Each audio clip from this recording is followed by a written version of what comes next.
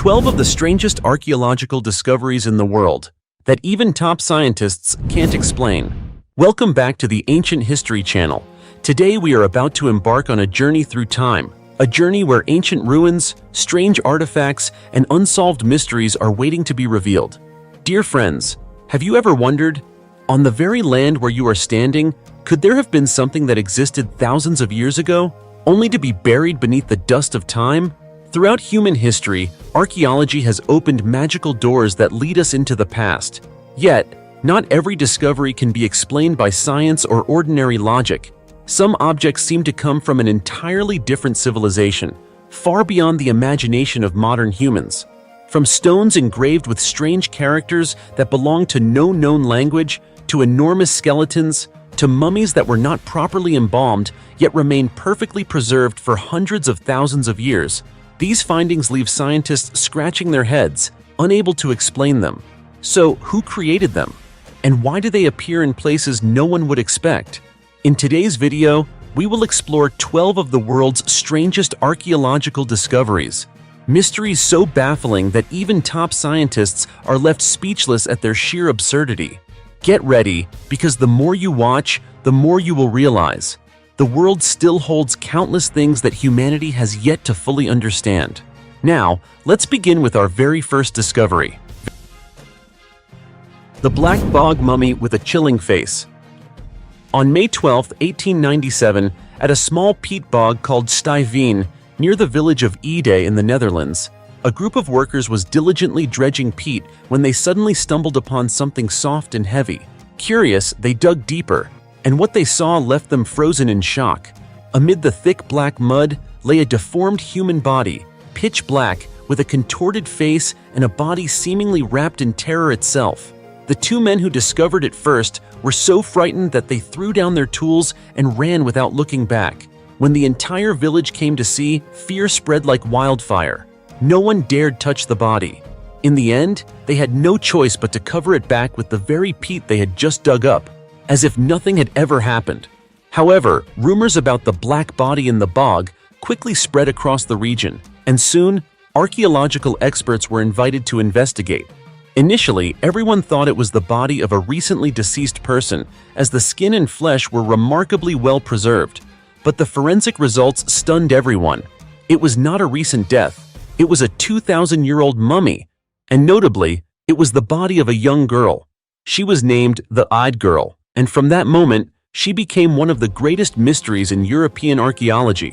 What made the discovery even more horrifying was the manner of her death. A rope was tightly knotted around her neck, clearly indicating strangulation.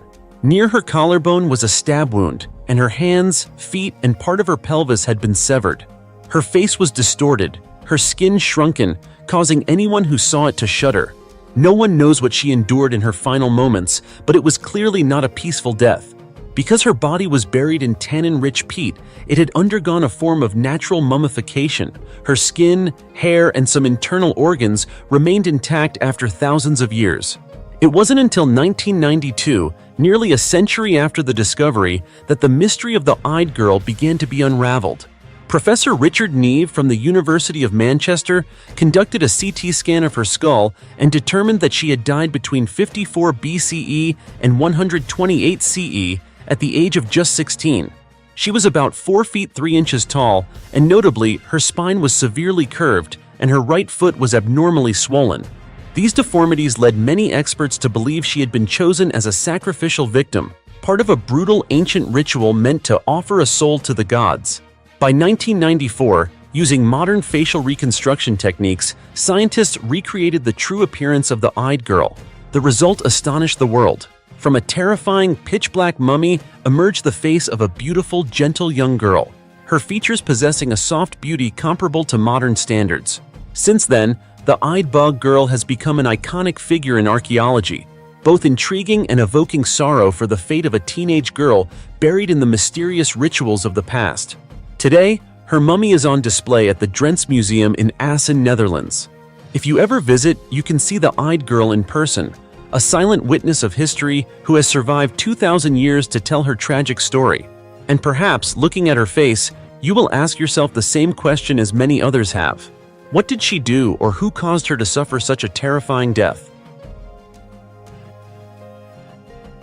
The mysterious winged mummy that baffles both science and UFO researchers. If you've ever thought that winged creatures only exist in Andersen's fairy tales, you might have to rethink that after seeing the mummy I'm about to tell you about. This tiny creature, measuring only about 12 inches long, has left the scientific community stunned because of what it carries on its body.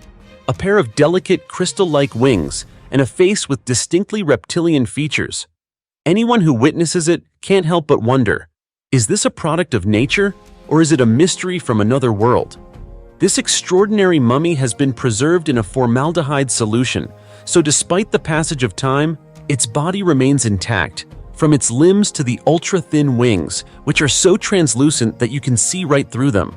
At first glance, you might feel as though you are seeing a tiny fairy step out of a storybook, but this fairy carries a mystery that has never been explained. The story begins when two prominent UFO researchers, Richard Shaw and L.A. Marzulli, heard about this strange mummy discovered in Mexico. Without hesitation, they traveled to see it firsthand, curious about what many were speculating to be evidence of an extraterrestrial being. There, they met Jamie Maussan, a veteran journalist and host of the popular TV channel Tercer Milenio, specializing in UFOs and supernatural phenomena. He was the one who revealed this tiny creature to the world. According to Maussan, the mummy was accidentally discovered by a 13-year-old boy at the top of a mountain. The boy brought it home and handed it over to Maussan. Maussan remarked that a child could not possibly have created such a sophisticated specimen. If this were fake, the person who made it would have to be a genius. To verify its authenticity, the research team conducted X-rays and DNA analysis. The results only deepened the mystery. Under the X-ray, the internal bone structure was clearly visible, showing that this was not just an artificial model. The joints and wings were naturally connected, just like a living creature. Biologist Forster, who examined the specimen directly, admitted, "This is a strange species, almost impossible to fake." Yet the most puzzling aspect is that, to this day, no one can determine its exact origin. Could it be a hybrid created by humans? Or is it a being from another world? A place where winged creatures truly exist? Maussan himself firmly believes this is one of the strongest pieces of evidence for the possible existence of extraterrestrial life. He suggests it could be the result of a secret experiment or a previously unrecorded species in biological history. But as you can see, despite the advances of modern science, when faced with this tiny creature, all hypotheses remain speculative. What do you think? Is it an elaborate hoax, a failed experiment, or truly a fairy from a distant planet? As for me, the answer still drifts somewhere along the fragile line between science and the mystical, and perhaps only time will reveal the truth. Bodies that were never mummified but remained intact for centuries. When it comes to things that leave archaeologists stunned, one story we cannot ignore is that of bodies that were never embalmed, yet remained perfectly preserved for hundreds of years. At first, it may sound like a tall tale, but this phenomenon is clearly documented in history, and to this day, it remains a mystery no one has fully explained.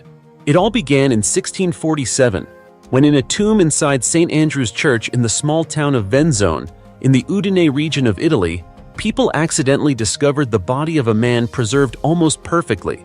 There was no foul odor, no signs of decay, and the skin had simply turned a yellow-brown, like tanned leather.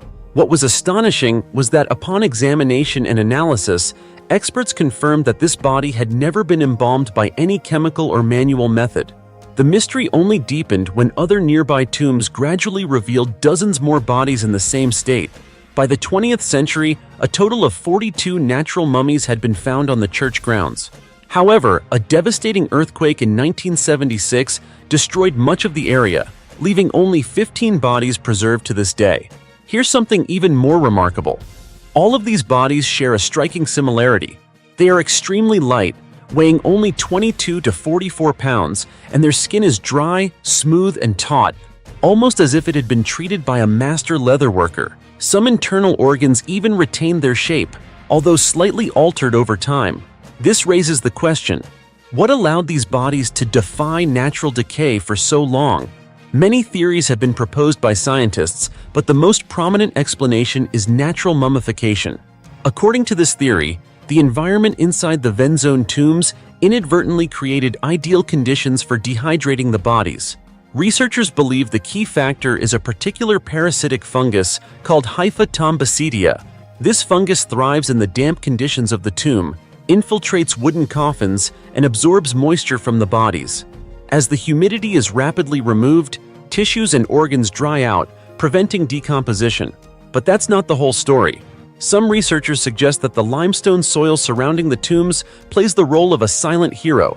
Limestone is highly absorbent, creating a naturally dry environment that inhibits the growth of bacteria and mold. The combination of the parasitic fungus and the limestone soil inadvertently turned the ancient tombs of Venzone into natural preservation chambers, where time itself seems to stand still. Yet despite these theories, the true secret behind this extraordinary preservation remains unproven. All experiments and simulations remain hypothetical. Natural factors, humidity, temperature, and soil minerals, are too complex to replicate accurately in a lab. To this day, the bodies of Venzone that refuse to decay remain one of the most perplexing phenomena for archaeologists. They not only open a door to a better understanding of natural mummification, but also provoke a deeper reflection. Are there laws of nature that we are still not capable of fully comprehending? Perhaps hidden within each layer of limestone, each speck of dust in Venzone, lies the answer to a mystery that has slept for centuries. Until science provides a definitive answer, these bodies will continue to astonish the world and sometimes make us shiver at the miraculous power of nature. Nuclear family remains in a 4,000-year-old grave. In the heart of ancient Europe, beneath the soil of Uhlau in Saxony-Anhalt, Germany, archaeologists uncovered a discovery that stunned the world: the grave of the oldest nuclear family ever known to humankind, dating back more than 4,000 years. Inside the grave lay 4 sets of human remains side by side: a father, a mother, and 2 young sons, all facing each other. It seemed that, despite the passage of time, the bond between them remained intact as it had in life. The image of a father, a mother, and their 2 children lying together for millennia leaves anyone who sees it speechless. Experts believe that their relatives or friends had intentionally placed all 4 together after death as a way to allow them to remain together in the afterlife. This was not merely a burial ritual. It was evidence of familial love and the concept of family that existed even in prehistoric times. Scientists confirmed through DNA analysis that the 4 individuals were indeed members of the same family. The father was estimated to be around 40 to 60 years old, the mother between 35 and 50, and the 2 boys just 4 and 8 years old. The 2 sons were laid between their parents, facing each other as if embracing their final sleep in the loving arms of their family. According to Dr. Alistair Pike, head of the archaeology department at the University of Bristol, this is an extraordinary and unprecedented discovery in human history. He said, "This is the first time we can prove that members of a family were truly buried together. Whoever arranged the burial clearly knew this was a family, and they understood the profound significance of placing the 4 of them face to face." His words are deeply moving. In early European civilization, when humans still struggled against harsh nature and relentless warfare, family was the most sacred value, and people already knew how to express that love through deeply emotional burial rituals. But there is more. Around their grave, archaeologists discovered many other graves, believed to belong to neighbors or members of the same tribe. The bodies were found face to face, with arms intertwined, and most graves contained at least 1 child, ranging from newborns to around 10 years old. This suggests that the area was once a small settlement, a tightly knit community. However, behind this peaceful scene lies a tragic story. Many skeletons bore fractures, cut marks, and even embedded stone-tipped arrows, indicating that they may have been victims of a violent attack, likely by a hostile tribe. Their deaths were not just the end of 4 lives, but a silent testimony to the brutal survival struggles of early humans. This discovery sheds new light on prehistoric life in Europe and demonstrates that the concept of family, of kinship, existed long before the construction of Stonehenge in England. Although this grave, discovered in 2005, lay undisturbed for millennia, it still evokes deep emotion today. Among the fossilized bones, one can still sense an enduring bond: parental love, family unity, and the desire to remain together even beyond death. Perhaps that is what makes this discovery not only archaeologically significant, but also emotionally resonant for anyone who has ever loved a home. A testament that family love is a timeless human legacy. 600 war horses in the tomb of a Chinese king. If I told you that beneath the fields of an ancient village in Shandong Province, China, lay the resting place of hundreds of war horses, would you believe it? Hard to imagine, right? I thought the same at first. Yet, after digging into the facts, I learned that in 1964, the entire Chinese archaeological community was stunned by a discovery that shook the world. A tomb containing more than 600 horse skeletons, along with countless precious artifacts. And the tomb's occupant was none other than Duke Jing of Qi, the powerful ruler of the state of Qi during China's spring and autumn period. The story begins over 2,500 years ago. Duke Jing of Qi, born Chu Ju, the younger son of Duke Ling of Qi, was not expected to inherit the throne. But history took a turn. After his older brother, Duke Zhang of Qi, was murdered by the powerful minister Kui Ju, Chu Ju ascended the throne and took the title Duke Jing of Qi. Though initially seen as a puppet in the hands of ministers, through intelligence and determination, he gradually regained authority and led Qi into an era of unprecedented prosperity. Legend has it that Duke Jing was so passionate about horses that he could recognize every single one in the stables, recall each saddle and bridle, and remember the powerful stride of every war horse.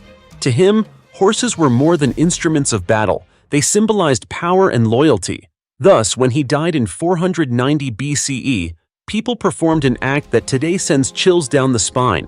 They sacrificed hundreds of live horses to be buried with the king, serving him in the afterlife. When archaeologists began excavating the tomb in Naitu village, northeast of Linzi, modern Shandong Province, China, they could hardly believe their eyes. Before them lay a burial pit 706 feet long, containing the remains of 145 horses neatly lined up in rows.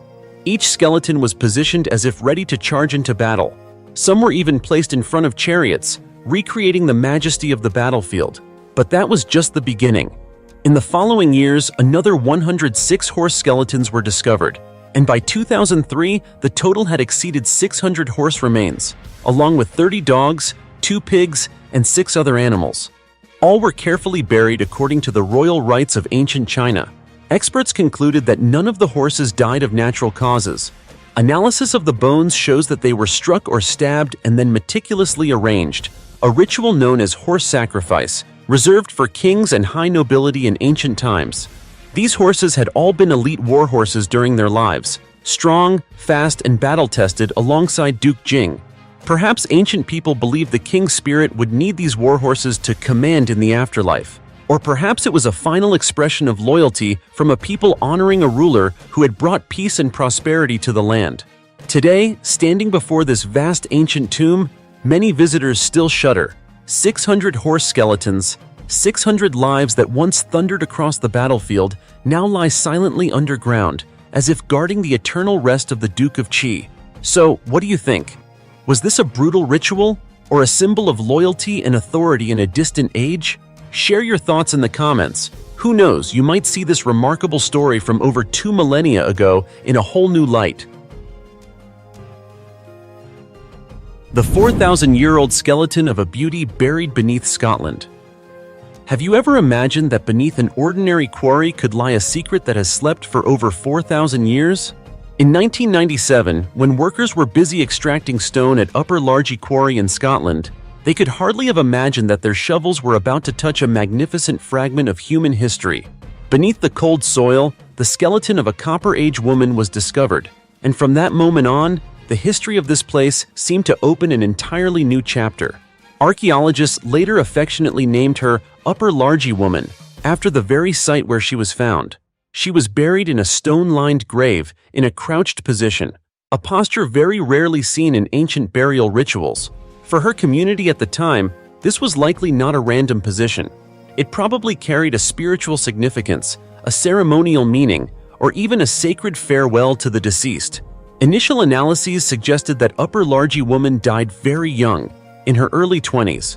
Traces on her bones and teeth indicate that she suffered from illness or malnutrition, revealing that life during the Copper Age was far from easy. What surprised scientists even more was the dating. Carbon isotope analysis revealed that she lived around 2200 to 1500 BCE, placing her in the early Copper Age, one of the most important transitional periods in human history. To understand her origins, researchers analyzed strontium and oxygen isotopes in her bones. The results showed that she was not a migrant from a distant region, but was born and raised in what is now Scotland. This confirms that she was a member of the local community, living during a time of significant social change, when humans were beginning to work with metals, cultivate crops, and develop early cultural rituals. What makes this discovery even more remarkable were the artifacts found alongside her. Fragments of beaker pottery, a sign of the widespread and vibrant beaker culture across Europe. This culture brought unique crafting techniques, distinct daily practices, and symbolic burial rituals. These pottery fragments help us connect to the story she carried, a story of belief, of life, and of death over 4,000 years ago. To bring history to life, scientists turned to Oskar Nilsson, a renowned Swedish forensic artist. Using the structure of her skull, Nilsson reconstructed the face of Upper Largie woman, a face with slightly wide-set eyes, a broad, slightly upturned nose, and a gentle, wide smile. Looking at this reconstruction, it feels as if she still lives somewhere out there, in the windy lands of Scotland, carrying the breath of a civilization long gone. The discovery of Upper Largie woman not only helps us understand the life, health, and customs of Copper Age humans, but also offers a deeper perspective. That thousands of years ago, humans loved, suffered, and struggled to survive, much like we do today. Fascinating, isn't it? A 2,300-year-old tomb reveals the mysterious life of a Greek courtesan in the heart of Jerusalem. In the dusty land of Jerusalem, a place that has witnessed countless battles and historical upheavals, archaeologists recently uncovered a tomb that astonished the research community. Inside this tomb were the cremated remains of a woman, along with a series of unusual artifacts, bent iron nails, and a rare bronze box mirror, shining as if it had been polished just yesterday. Though few in number, these artifacts hint at a fascinating story. A story of a high-class Greek courtesan who lived during the era of Alexander the Great. According to Dr. Guy Stiebel, an archaeologist at Tel Aviv University, the tomb dates back to the 3rd or 4th century BCE, during the Hellenistic period when Greek culture spread across the Near East. He noted that this could be the earliest evidence of cremation in Israel, a practice traditionally associated with the Greeks. What puzzled experts, however, was why the remains of a Greek woman were buried along a roadside leading into Jerusalem, far from any ancient settlements. To answer this mystery, researchers analyzed the grave goods found beside her. Most striking was the bronze box mirror, a luxurious item typically reserved for the Greek elite. According to Liat Oz from the Israel Antiquities Authority, the craftsmanship of the mirror was so refined that it remained almost flawless and retained its shine for over 2,000 years. Mirrors of this type were often part of a dowry in lavish weddings, intended for noble Greek women. Yet ancient Greek women rarely left their homeland, and they almost never traveled to distant lands like Jerusalem, except in one special case, the hetaira, high-class courtesans of ancient Greece. Hetairae were renowned not only for their beauty, but also for their intelligence, knowledge of the arts, music, and even philosophy. They were companions to generals, officials, and sometimes enjoyed the trust and affection of the most powerful figures in Greece. For a hetaira, a mirror was more than a cosmetic tool. It symbolized status and the unique relationships they held with the elite. For this reason, archaeologists believe that this tomb belonged to a hetaira, one who likely accompanied a Greek general to Jerusalem during the time of Alexander the Great or during the Diadochi Wars, the chaotic period following his death when generals fought for succession. It is possible that the woman died on this foreign journey and was cremated according to Greek rites, a ceremonial farewell reflecting her exceptional status in society at the time. Beneath the layers of rock and soil, her ashes still rest beside the gleaming bronze mirror, a silent witness to a long-gone era. Perhaps in her final moments, she gazed into that mirror, not to fix her appearance, but to see her own destiny reflected in the course of human history. A Greek woman, in the Holy Land of Jerusalem, seemingly so distant, yet a subtle thread linking two powerful civilizations. This discovery not only reveals the remains of a person who lived two skeletons, embracing forever for 6,000 years. In the silent darkness of Alepa Cave, a prehistoric cavern in the Peloponnese region of Greece, archaeologists discovered a scene that left the world breathless. Two skeletons lying side by side, locked in a tight embrace, as if they had never wanted to be apart. What makes this discovery even more haunting is their age. Nearly 6,000 years old, dating back to the Neolithic period, when the first human civilizations were just beginning to emerge. Research shows that these remains belong to a young male-female couple, both aged roughly 20 to 25 at the time of death. Their bones were remarkably well preserved and strong, suggesting they may have died suddenly, without any evidence of disease or injury. It was precisely the tender, natural, yet eerily intimate embrace that led experts to believe they died together, likely during the same tragic event. Georgos Papathanassopoulos, one of the archaeologists directly involved in the excavation, said, "I have witnessed many digs, but this is an exceptionally rare case. One could say this is the most beautiful ancient couple ever discovered in Greece." His words reflect not only astonishment, but also a profound emotional connection to this vivid testament of love that transcends time. Alepa Cave itself is steeped in mystery. Discovered in 1958, it was once a place of habitation and burial for ancient Greeks. Analysis suggests the site was in use from approximately 3,200 to 6,000 years ago and was eventually buried by a massive earthquake. Hundreds of people were trapped, transforming the cave into a natural mass grave, while simultaneously preserving priceless traces of prehistoric culture. Beyond the embracing couple, archaeologists found countless artifacts, including pottery, silver and bronze tools, and intricately crafted objects reflecting the skill and lifestyle of Neolithic humans. These findings help recreate a picture of daily life during the Neolithic in Greece, a life where people not only struggled to survive, but also loved, bonded, and sacrificed for one another. The exact cause of death for the couple remains a mystery. Some suggest they perished in a catastrophic event, perhaps the fateful earthquake that buried the cave. Others propose a more romantic theory, that these two lovers chose to lie down together, ensuring their love would never be separated, even in death. Whatever the cause, the image of two people embracing in the darkness for 6,000 years leaves anyone who sees it utterly speechless. Imagine it. A love that has survived millennia, through layers of earth, through the ravages of time, yet remains as intact as the day it began. Is it mere coincidence, or evidence of a bond so profound that not even death could tear them apart? If you have another interpretation, share it.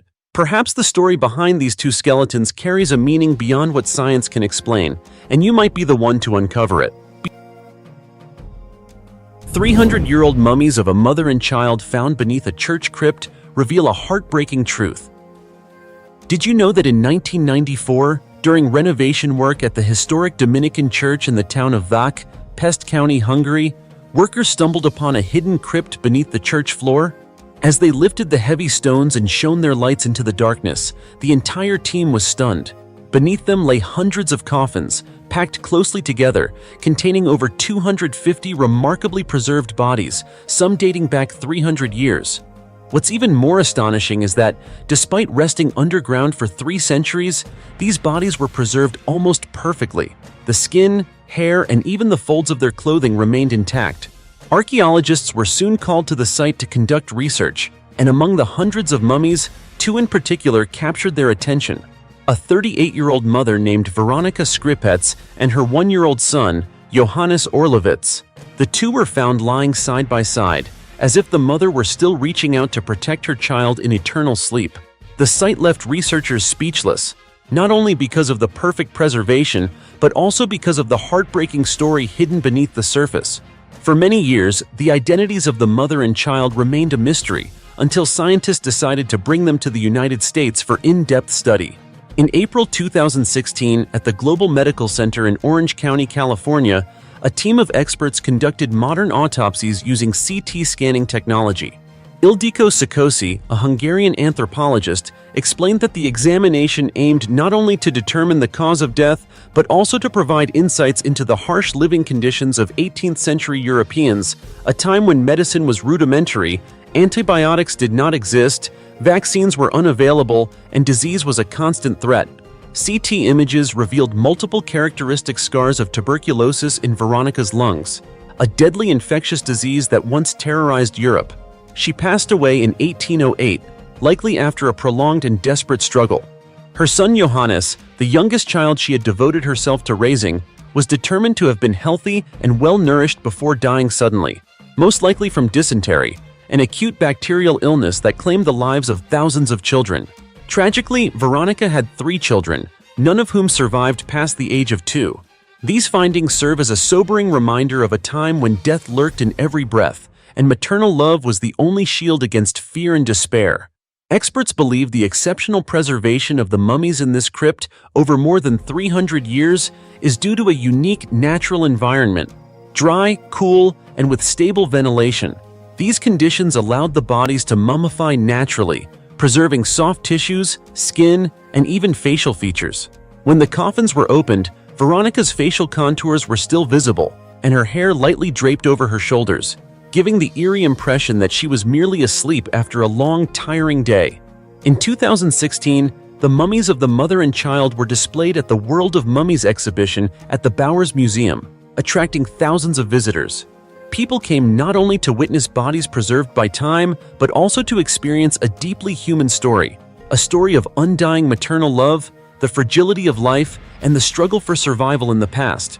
Unfortunately, in subsequent years, these mummies were lost, and their current whereabouts remain unknown. Yet one thing is certain, the story of Veronica and Johannes will be remembered. For even in the cold darkness of that centuries-old crypt, a mother's love for her child continues to shine, a timeless testament to the enduring power of human compassion throughout history. 1,500-year-old mummy travels through time wearing Adidas sneakers. In April 2016, an archaeological discovery shocked not only the scientific community, but also social media audiences worldwide. Archaeologists in Mongolia released photos of a 1,500-year-old mummy discovered in the remote and rugged Altai Mountains. What made these images go viral, however, was an unusual detail. The mummy appeared to be wearing shoes that looked strikingly similar to modern Adidas sneakers, particularly the iconic Gazelle model. The photos quickly sparked a frenzy on social media. One Facebook user humorously commented, "Those must be the legendary Adidas Gazelles. I own a few pairs myself, but I've never worn them for 1,500 years." Meanwhile, Twitter buzzed with posts like, "Time-traveling mummy" and "Definitely a time traveler rocking stylish sneakers," creating an unprecedented online sensation. People were fascinated and puzzled, wondering how a modern sneaker design could exist 1,500 years ago. Soon after, archaeologists clarified that it was merely a coincidence in design. The mummy was discovered at an altitude of over 9,200 feet in a 10-foot deep grave, believed to belong to someone from the Turkic culture. It is considered the most complete Turkic burial ever found in Central Asia. Experts suggested the mummy might be female, as no bows, commonly found in male graves, were present. Alongside the body, archaeologists uncovered a remarkable array of burial items, including harnesses, a saddle, ceramic vessels, wooden bowls, iron pots, pillows, leather bags, and even the fully preserved remains of a horse. The clothing in the grave was made not only of cotton and wool, but also camel hair, demonstrating the Turkic people's advanced craftsmanship and deep knowledge of natural resources. Scientists at the Kovdi Museum, where the mummy is currently preserved, explained that studying the body and burial artifacts provides critical insights into the daily life of the Turkic people in Central Asia over 1,000 years ago. Beyond illuminating an ancient culture, this discovery has sparked curiosity about strange coincidences in history. Could the shoes resembling Adidas have been an unusual prediction from the past? Or are they simply a remarkable coincidence in design? The question remains unanswered. Regardless, the find has offered fascinating glimpses into the life, culture, and craftsmanship of the Turkic people of the past.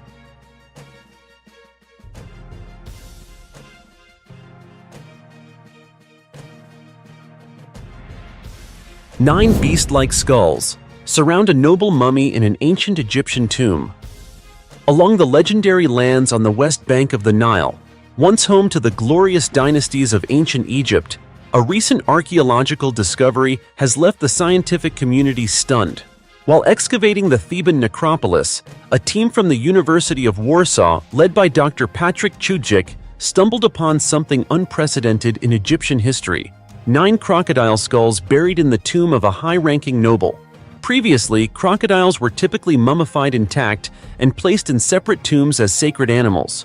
This time, however, only the skulls were carefully wrapped in linen and interred directly beside the human mummy, a strange ritual completely unlike any previously known form of burial.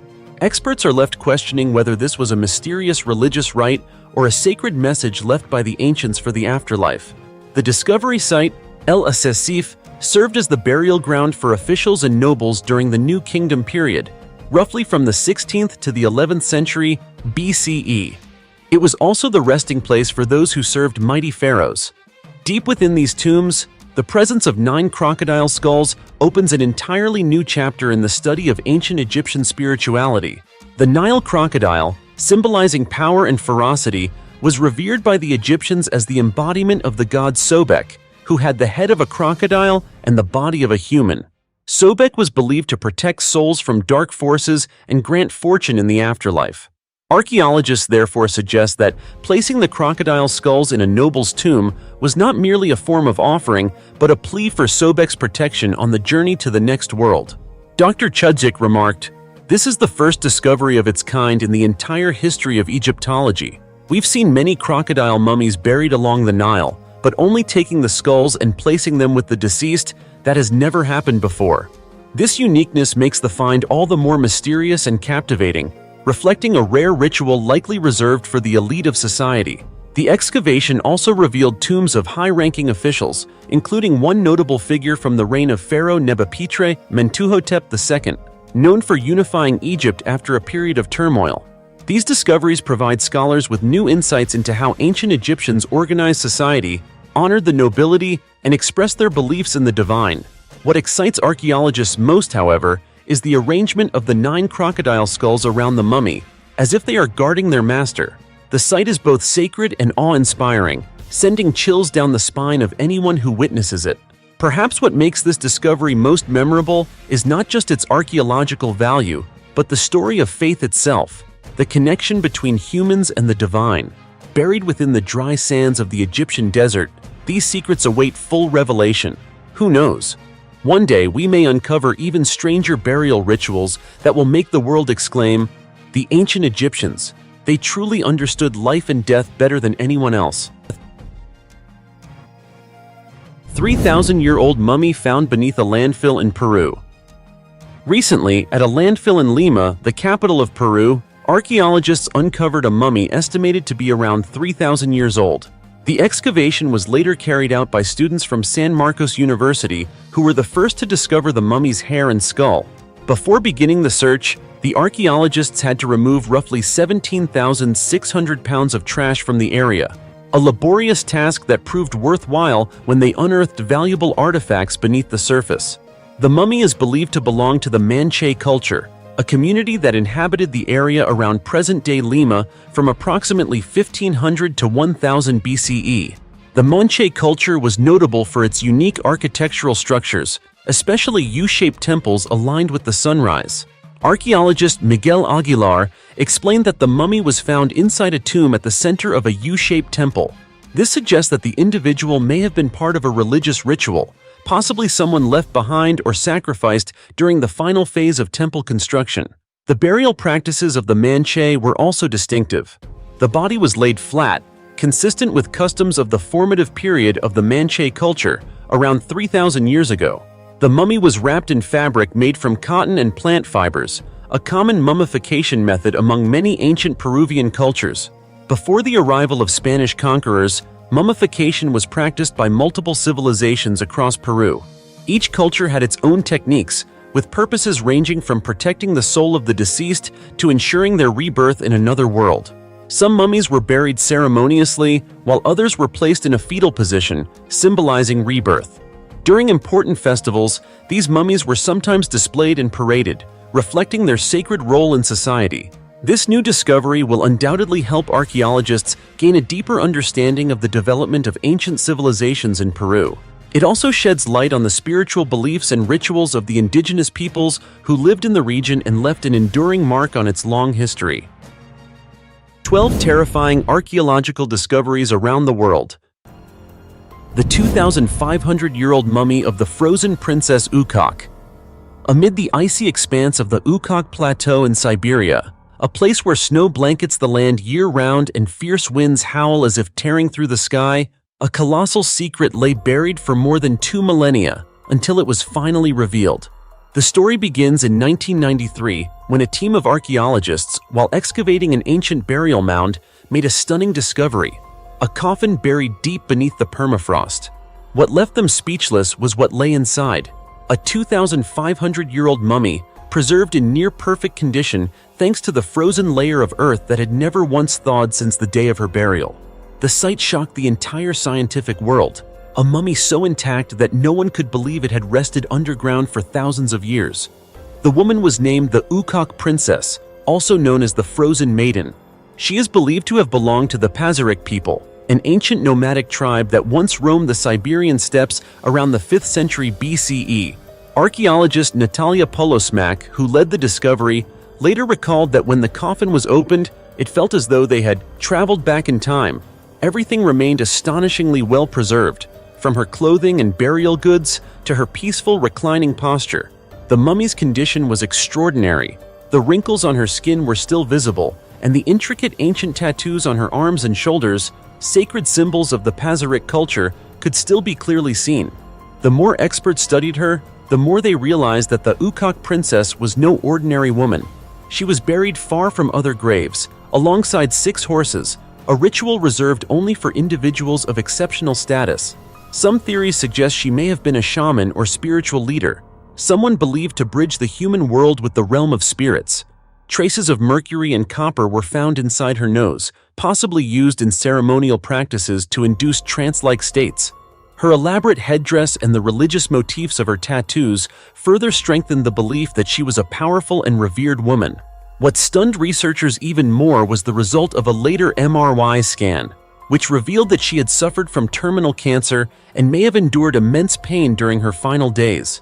Inside her tomb, traces of cannabis were also discovered, likely used as a natural pain reliever, offering evidence of primitive yet compassionate medical practices from thousands of years ago.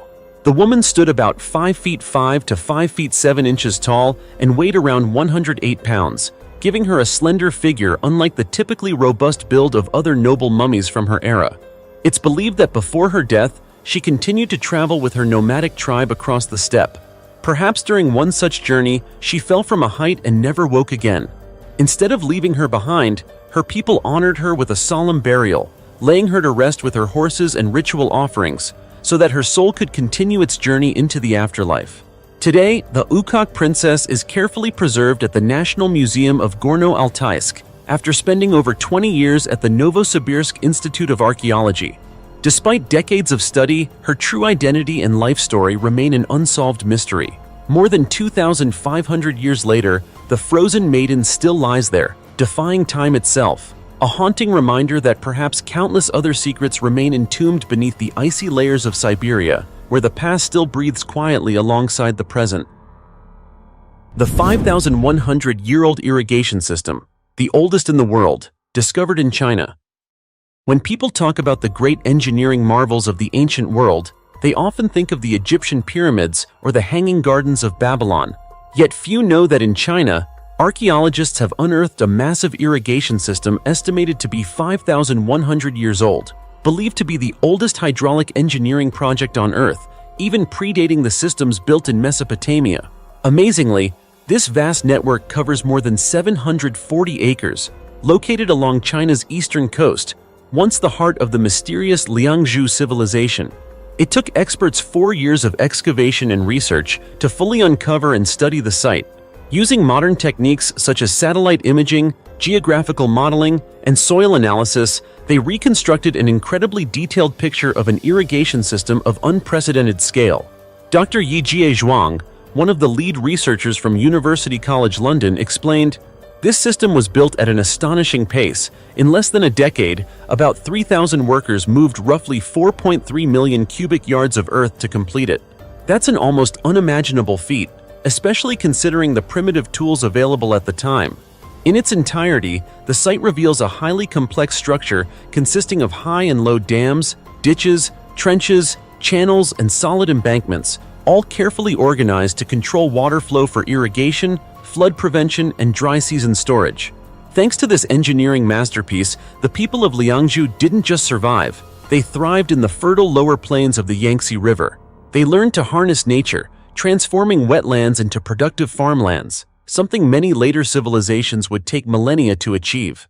According to researchers, this 5,100-year-old irrigation system provides undeniable evidence that the Liangzhu people's engineering and scientific knowledge were far more advanced than previously believed. They not only mastered agriculture, but also understood the laws of nature, calculating slopes, directing water currents, and reshaping the environment on a massive scale using only human labor. This was no longer the work of a primitive farming society. It was the mark of a structured, intelligent, and visionary civilization. Interestingly, the area appears to have been relatively isolated, possibly serving only a single ancient city. But that very isolation may have been what allowed the site to remain remarkably well preserved until today. When archaeologists uncovered it, they didn't just find channels and dams, they also discovered exquisite jade artifacts, symbols of power and spirituality among the Liangzhu people. The craftsmanship of these relics was so precise that modern experts still marvel at how Neolithic humans could achieve such technical mastery. It's no exaggeration to say that this discovery reshapes our understanding of ancient hydraulic engineering and opens a new window into the Liangzhu civilization, once considered one of the great mysteries of the East. The largest warship graveyard in the Pacific Ocean. Beneath the deep blue waters of the Pacific lies a place where time seems to stand still, a silent realm holding the souls that have slept undisturbed for more than 70 years. This is Truk Lagoon, part of the Federated States of Micronesia, located north of Australia. Few would imagine that this peaceful sea was once one of the most brutal battlegrounds of World War II, where in just a few short days, more than 70 Japanese warships, submarines, and aircraft were destroyed and sent to the ocean floor. Back then, the waters of Truk burned red with fire and smoke. Today, the same lagoon has transformed into a haunting underwater cemetery, eerily quiet, yet filled with echoes of the past. As you dive deeper, the sunlight fades into dim blue shadows, revealing massive ghostly ships draped in green moss. Rusted propellers lie motionless, as if frozen in time, silently recounting tales of heroism and tragedy. Inside the wreck of the Ikoku Maru, one of the warships sunk in 1944, human skulls of Japanese soldiers remain, forever entombed with their vessel. Every relic, every corroded piece of metal here seems to carry the breath of history, the memory of men who gave their lives in the cold embrace of the sea. Divers often describe the experience as stepping into a colossal underwater museum, where time stopped the moment the war ended. They run their hands over broken cannons and torpedoes resting silently on the wreck of the Heian Maru, feeling the weight of a history that refuses to fade. Bombers lie tilted in the sand, scorched fuel drums rest nearby, and even American naval mines remain intact, silent witnesses to the devastating 1944 assault. Today, Truk Lagoon is not only a haven for adventurous divers, but also a sacred site that reminds humanity of the heavy price of war. Many nations have designated it a protected historical zone, forbidding the disturbance or removal of artifacts out of respect for the fallen. Every year, hundreds of visitors from around the world travel here, not merely to marvel at the beauty of the deep sea, but to listen to the whispers of the past, retold by the ocean through the remnants of ships long gone. Can you imagine it? Deep within the vast ocean, dozens of warships lie stacked upon each other, their cannons still pointing skyward, as if waiting for an order that never came. Under the faint glow of divers' flashlights, the carvings on the hulls and the Imperial Japanese Navy insignias remain clearly visible. The sight is both breathtaking and haunting, as though the war never truly ended, but simply sank quietly beneath the waves to rest alongside time itself. Perhaps if you ever set foot in Truk Lagoon, you'll understand why it's called the largest warship graveyard in the Pacific. It is a parallel world where the past still breathes, reminding us that even though wars may end, their echoes remain, hidden deep beneath the endless blue waters of the Pacific. The 700-year-old mummy of the Chinese beauty that baffled scientists. Have you ever heard of a 700-year-old mummy that still looks as if she only just drifted off to sleep? It sounds like something straight out of a movie, yet this story is entirely real. It all began on an ordinary morning in Jiangsu Province, China. In 2011, while a group of workers were expanding a road in the city of Taiho, they accidentally struck a coffin buried about 6.5 feet underground.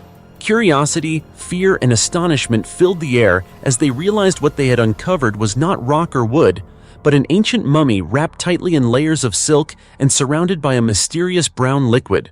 The site was immediately sealed off, and archaeologists were called in. When the coffin lid was slowly lifted, everyone held their breath. Inside lay the body of a woman, resting peacefully in fine silk fabric. Her skin still appeared elastic, and her eyebrows and eyelashes were perfectly intact. Jewelry adorned her neck and wrists, including a striking green jade ring. Everything was so well preserved that no one could believe this body had been buried underground for more than 7 centuries. She was respectfully named the Taiho Beauty, also known as the Chinese Mummy Beauty. Based on her silk garments and exquisite jewelry, archaeologists believe she belonged to the noble class during the Ming Dynasty, roughly between the 14th and 17th centuries of ancient China.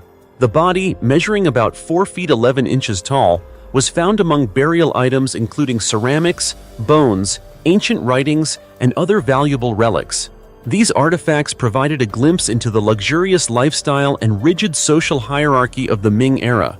However, what puzzled scientists the most was the question, why was this mummy preserved so perfectly? Some researchers suggest that Ming Dynasty embalming techniques were highly advanced, using silk and cotton to absorb moisture and maintain the body's original form.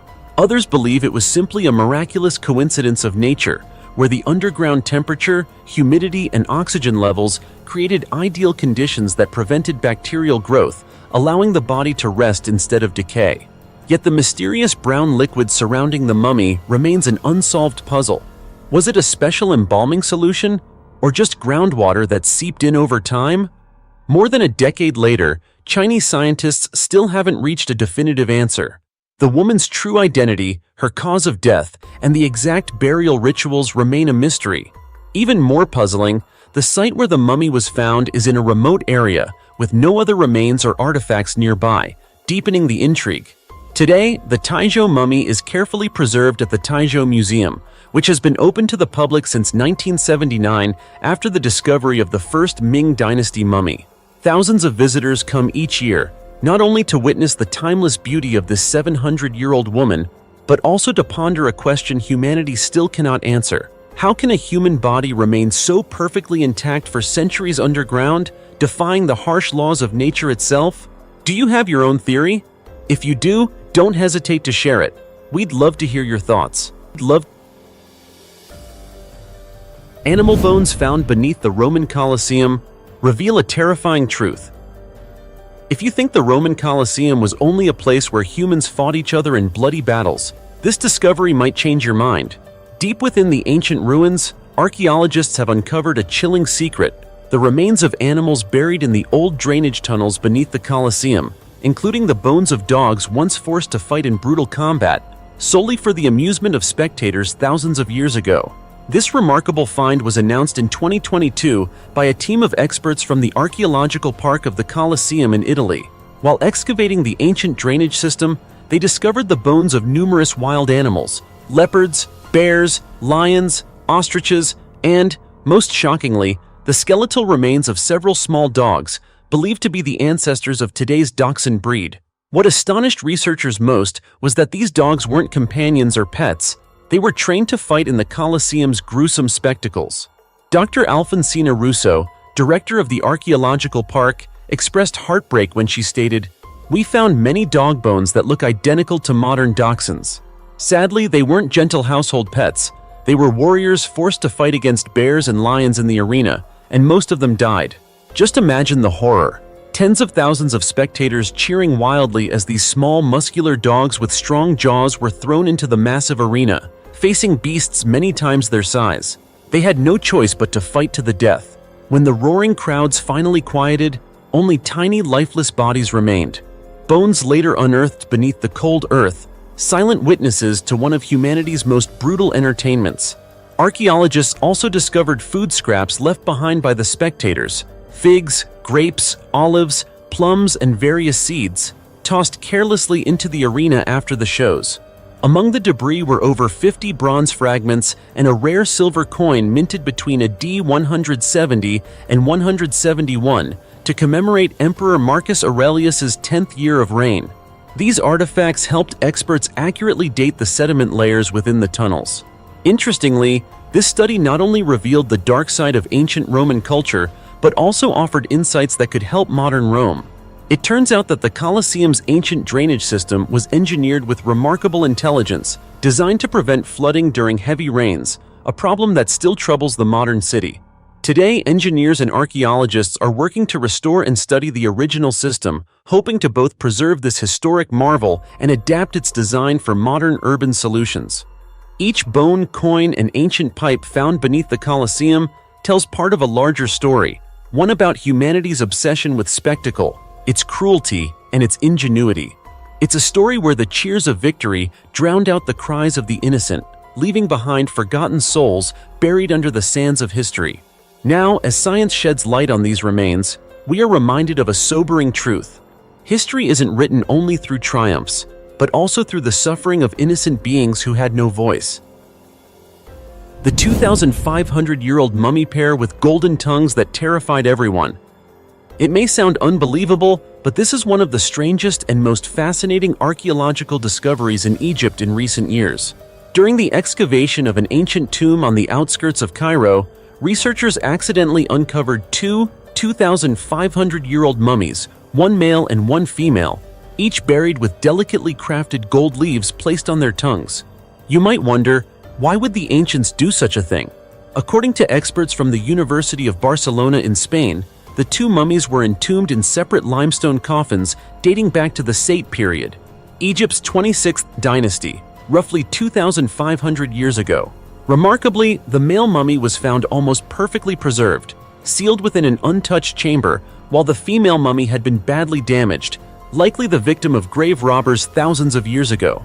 During the excavation, archaeologists also uncovered an array of precious artifacts: canopic jars, which held the deceased's internal organs, scarab-shaped amulets, clay funerary figurines, and hundreds of small burial items carefully arranged around the bodies. Next to the male mummy, experts found 402 Ushabti figurines, tin-glazed pottery, blue bead necklaces, and numerous protective amulets, all believed to safeguard the soul on its journey to the afterlife. But the most astonishing discovery was the gold-covered tongue. In ancient Egyptian belief, when a person died, their soul would face Osiris, the god of the underworld and divine judge of the dead. It was thought that placing a gold leaf on the tongue allowed the deceased to speak with Osiris, to plead for forgiveness, and to be judged fairly. The golden tongue, therefore, served as a sacred passport, enabling communication in the afterlife. After thousands of years buried deep beneath the earth, the golden tongue was still found resting perfectly inside the mouth, glimmering faintly in the dark, cold tomb, a lasting testament to the ancient Egyptians' powerful faith in life after death. It wasn't merely a funerary ornament, but a symbol of humanity's longing to be heard, to exist, even after the body had turned to dust. Beyond these two mummies, at the Taposiris Magna site, archaeologists uncovered 16 additional tombs carved into rock, and astonishingly, several other mummies also possessed golden tongues. This suggests that the ritual of replacing the real tongue with gold may have been reserved for nobility or individuals of high social standing. Experts believe that embalmers removed the natural tongue and replaced it with a thin sheet of gold, completing a deeply spiritual and religious rite. These discoveries not only open a new window into ancient Egyptian faith, but also deepen our understanding of how early civilizations viewed the soul, death, and immortality. From that small golden tongue, we glimpse an entire civilization, one that believed death was not an end, but a transition to another world. And who knows, hidden beneath the endless golden sands of Egypt, there may still lie countless mummies, silently waiting to speak again one day through their immortal tongues of gold. The 8,000-year-old skeletons found embracing beneath the soil of Turkey. In the world of archaeology, sometimes a single discovery is powerful enough to make all of humanity pause in reflection. Recently, in the ancient lands of Turkey, archaeologists uncovered two human skeletons lying side by side in an embrace, believed to be 8,000 years old. A scene that seems like it belongs in a tragic love story has now appeared in reality, buried deep beneath the earth for millennia. This extraordinary find took place in Diyarbakir province in the Bismil district of southeastern Turkey. While excavating beneath an ancient house in the Hakimi Yus area, researchers unexpectedly discovered two prehistoric skeletons, one believed to be a man about 30 years old, and the other a woman around 20. Both were found lying on their sides, their bodies slightly curved, leaning toward one another, as if seeking a trace of warmth in the cold silence of death. According to Halil Tekin, the head of the excavation team and an archaeologist from Hacettepe University in Ankara, the remains date back to around 6100 BC, belonging to the Hasuna culture, one of the earliest and most advanced civilizations in northern Mesopotamia, modern-day Iraq. Their burial together in the same grave has led experts to believe they may have been lovers, who perhaps died from illness, tragedy, or even what some romantically call a forbidden love. However, the scientific community remains divided.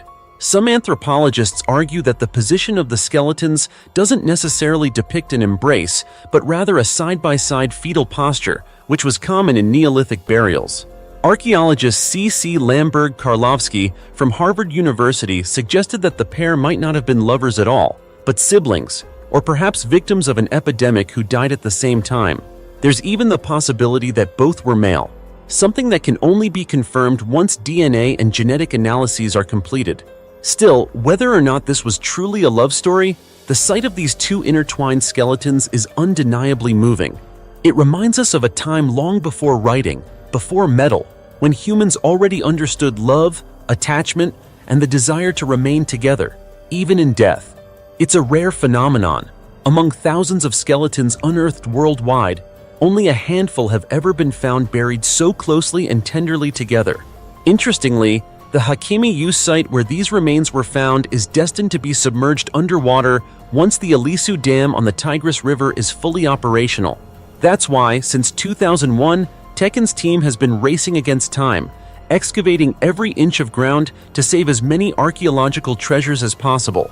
Beyond the embracing skeletons, they also unearthed ancient Hasuna pottery, evidence that this culture once spread from northern Mesopotamia into Turkey. We may never know the true relationship between these two people from 8,000 years ago, but the simple fact that they were laid to rest together, forever side by side, is enough to make their story eternal. Beneath the cold earth, they still lie there, a symbol of love and connection that transcends time, silently reminding our modern world, is there any love stronger than the one that dares to journey together, to the very end of life itself? 742 skeletons, 9,000 years old in Turkey, reveal the curse of the world's first city. In the arid lands of central Turkey, once considered one of the cradles of human civilization, archaeologists have uncovered a mystery that has sent shivers around the world. In the ruins of the ancient settlement Satal Hoyuk, they discovered 742 human skeletons, dating back more than 9,000 years, the remnants of a once thriving community that abruptly collapsed in tragedy. What is striking is that this ancient catastrophe, while seemingly distant in time, mirrors challenges that modern society faces today. According to Professor Clark Spencer Larson of Ohio State University, Satal Hoyuk was one of the first cities in the world, established around 7,100 BC. At its peak, the settlement housed up to 8,000 residents, an enormous number for the Neolithic era.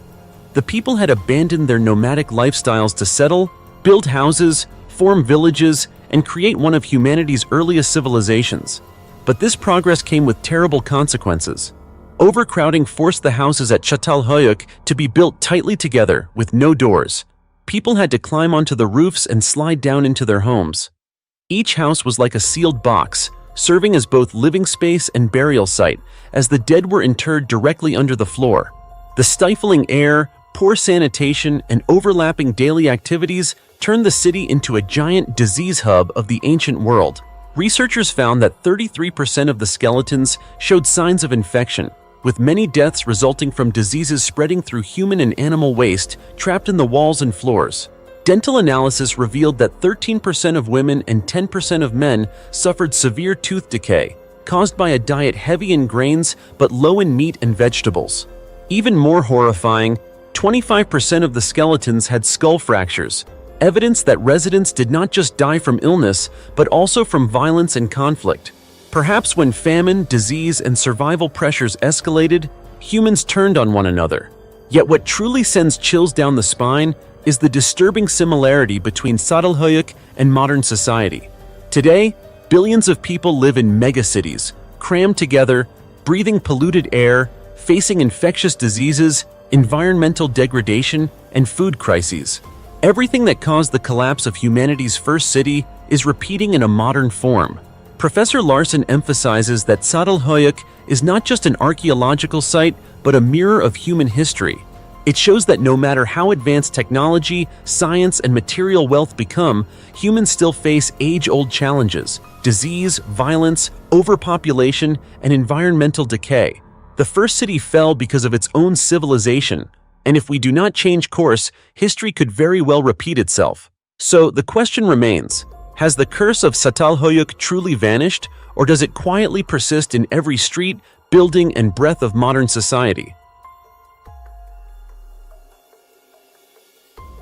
8.7 million-year-old fossil upends human history. Until now, most of us have believed that Africa is the cradle of humanity, the place where our earliest ancestors first stood upright, used tools, and began the long journey of evolution that has lasted millions of years. But a groundbreaking discovery in Turkey now threatens to rewrite this entire evolutionary history from scratch. Scientists have announced the discovery of an 8.7 million-year-old fossil belonging to an ancient primate species named Adidas turcae. Remarkably, researchers believe this species could be the common ancestor of humans and several other primate lineages.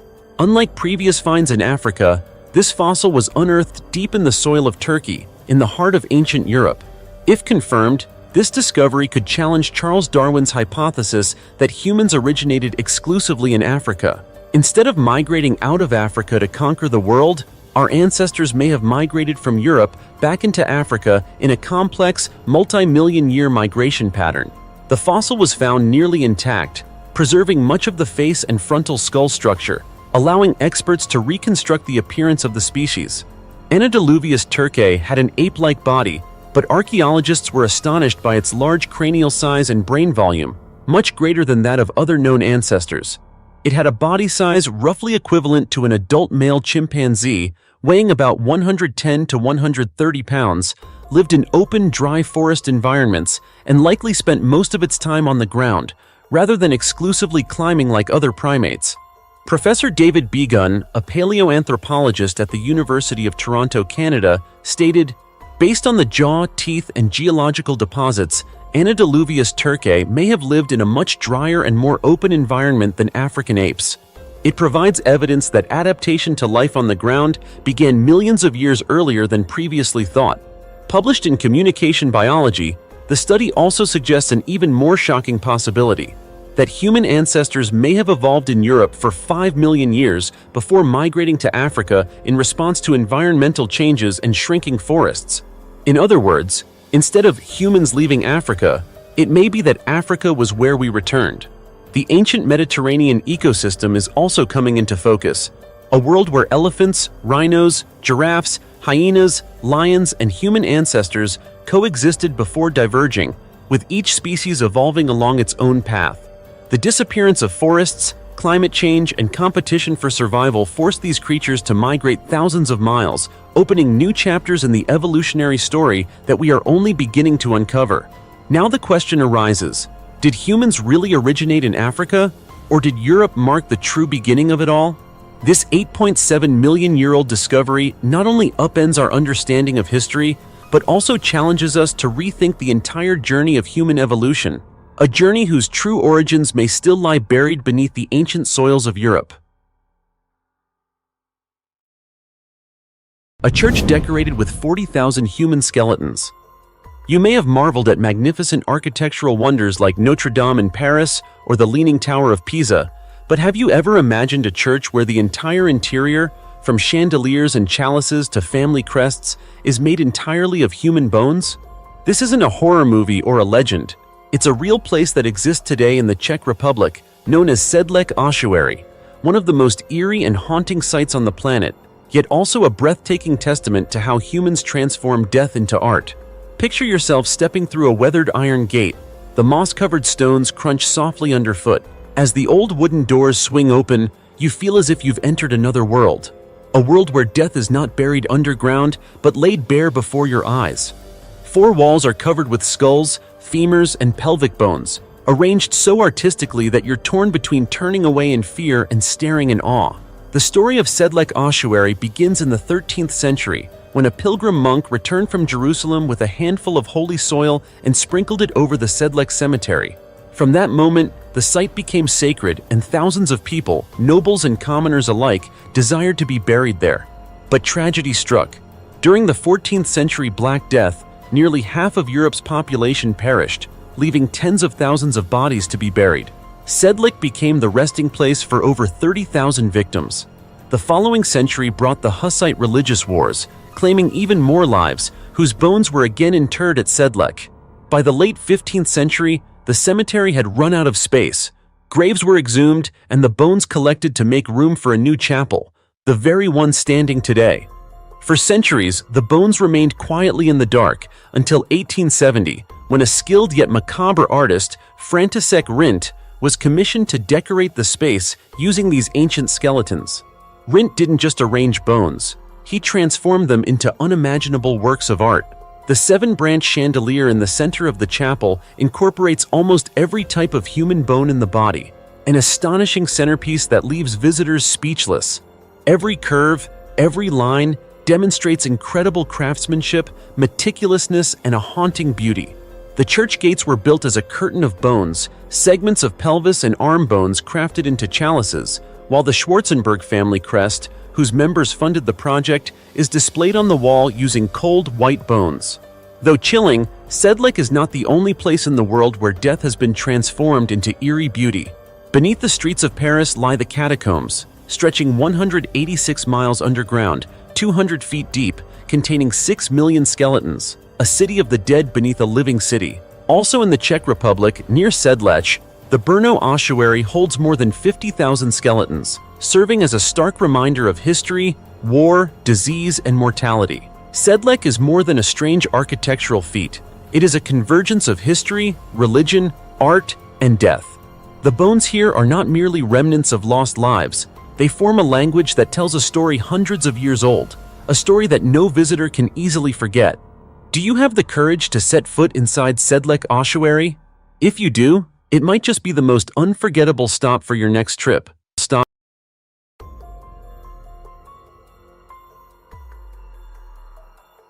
3,000-year-old human skeletons reveal ancient sacrificial rituals in England. Beneath the quiet soil of Oxfordshire, England, archaeologists have uncovered nearly 26 human skeletons dating back as far as 3,000 years, buried according to strange rituals from the Iron Age and Roman period. Most chilling of all is the discovery of a female skeleton with her legs severed and placed side by side, while her arms were bound behind her head, an image that sends shivers down anyone's spine. These finds were made at Childrey Warren, a seemingly peaceful area that conceals a dark chapter in human history. According to Neil Holbrook, director of the Cotswold Archaeology Institute, the evidence suggests that ancient people in Oxfordshire may have performed human sacrifices, reflecting deep religious beliefs and superstitions before the Roman Empire established dominance in the region. But that's not all. Surrounding the burial site, archaeologists discovered traces of ancient dwellings, animal remains, and numerous household items such as pottery, cutting tools, and decorative combs. Objects that might seem mundane today actually provide crucial clues, helping researchers reconstruct a civilization that believed offering human life could appease the gods, ensure bountiful harvests, and protect against misfortune.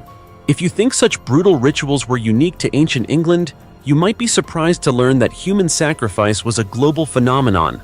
In Peru, archaeologists uncovered a horrific 15th century ritual site containing over 140 sacrificed children, a heartbreaking testament to the extreme beliefs of that era. In Mexico, beneath the bustling streets of modern-day Mexico City, a massive skull field has been unearthed, the remnants of bloody rituals conducted by the Aztecs to honor the sun god. Even at the Templo Mayor, the religious heart of the Aztec Empire, archaeologists continue to excavate sacrificial skeletons buried alongside weapons, jewelry, and ritual offerings. And the evidence extends beyond the Americas. In Israel, a discovery stunned scientists. A treasure of gold coins and a 900-year-old gold earring found at a site linked to Crusader massacres. It seems that everywhere on Earth, history hides tragic stories, moments when humans believed that blood and life itself could serve as a bridge between mortals and the divine. Today, the 3,000-year-old skeletons in England are more than the remnants of ancient rituals. They are a stark reminder that human history is not just written in ink, but also etched into bones, soil, and the primal fears of our ancestors. So, what do you think? Did these ancient people truly believe that human sacrifice could alter fate? Or was there another secret behind these rituals that remains undeciphered even today? The tragic remains of the 1952 plane crash victims. Beneath the white ice of Alaska's desolate frozen wilderness, where temperatures can plummet below -40 degrees Fahrenheit and piercing winds cut through skin, lies a heartbreaking secret, the story of a doomed plane that crashed 60 years ago. The tragedy began on November 22, 1952, when a massive U.S. Air Force C-124 Globemaster transport plane went down during a flight from McChord Air Force Base in Washington to Elmendorf Air Force Base in Alaska.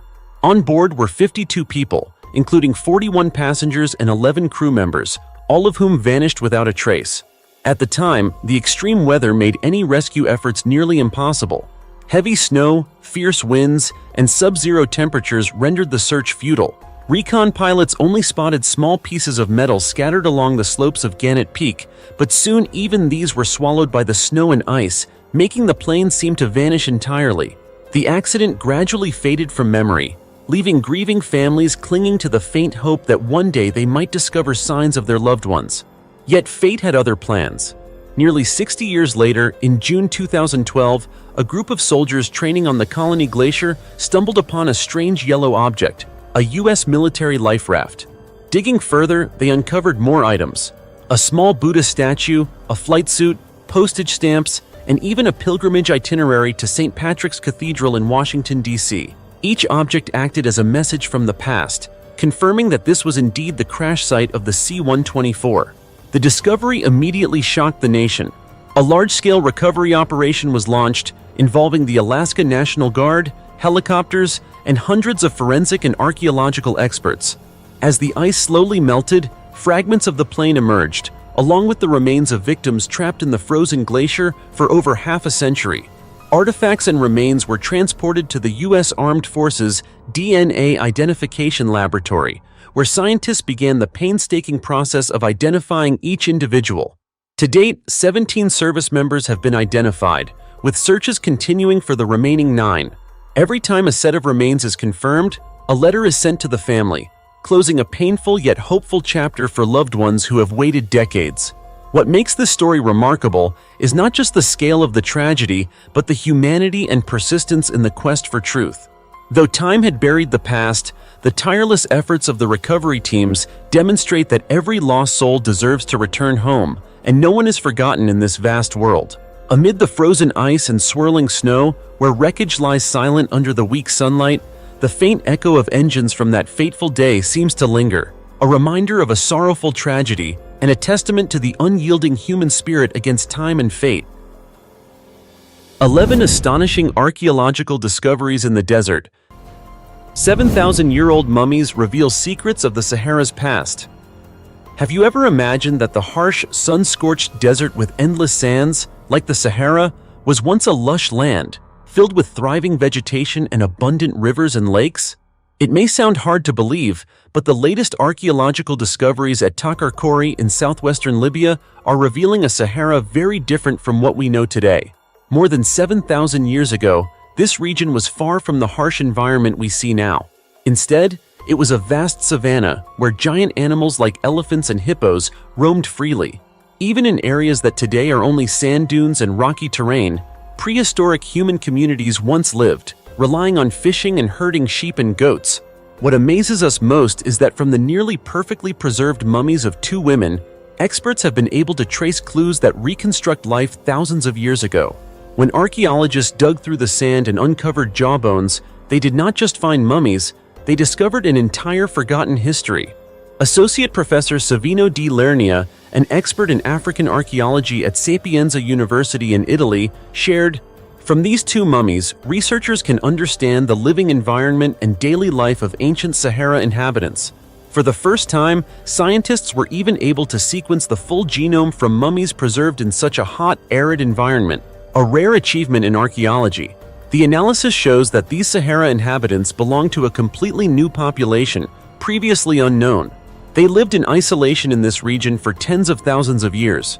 The research team also hypothesizes that they might have been among the first migrants out of Africa over 50,000 years ago, bringing livestock herding practices from the Near East.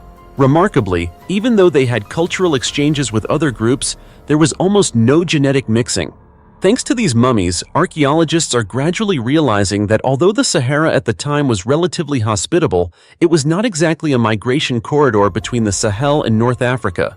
And looking at the Sahara today, a vast dry desert where temperatures can drop to 32 degrees Fahrenheit in winter, surviving there is far from easy. Yet the Sahara has changed dramatically over millennia. In the past several thousand years, temperature and humidity have fluctuated, creating the vast desert we see today. And did you know? Experts predict that in about 15,000 years, the Sahara could become green again. This truly highlights the resilience and miraculous transformations of nature. Today, the Sahara is not only an archaeological treasure full of mysteries, but also a destination for adventure seekers. Riding camels across sand dunes, experiencing nomadic life, and listening to guides recount stories of the desert and its ancient communities, all of it creates an extraordinary journey, both educational and adventurous.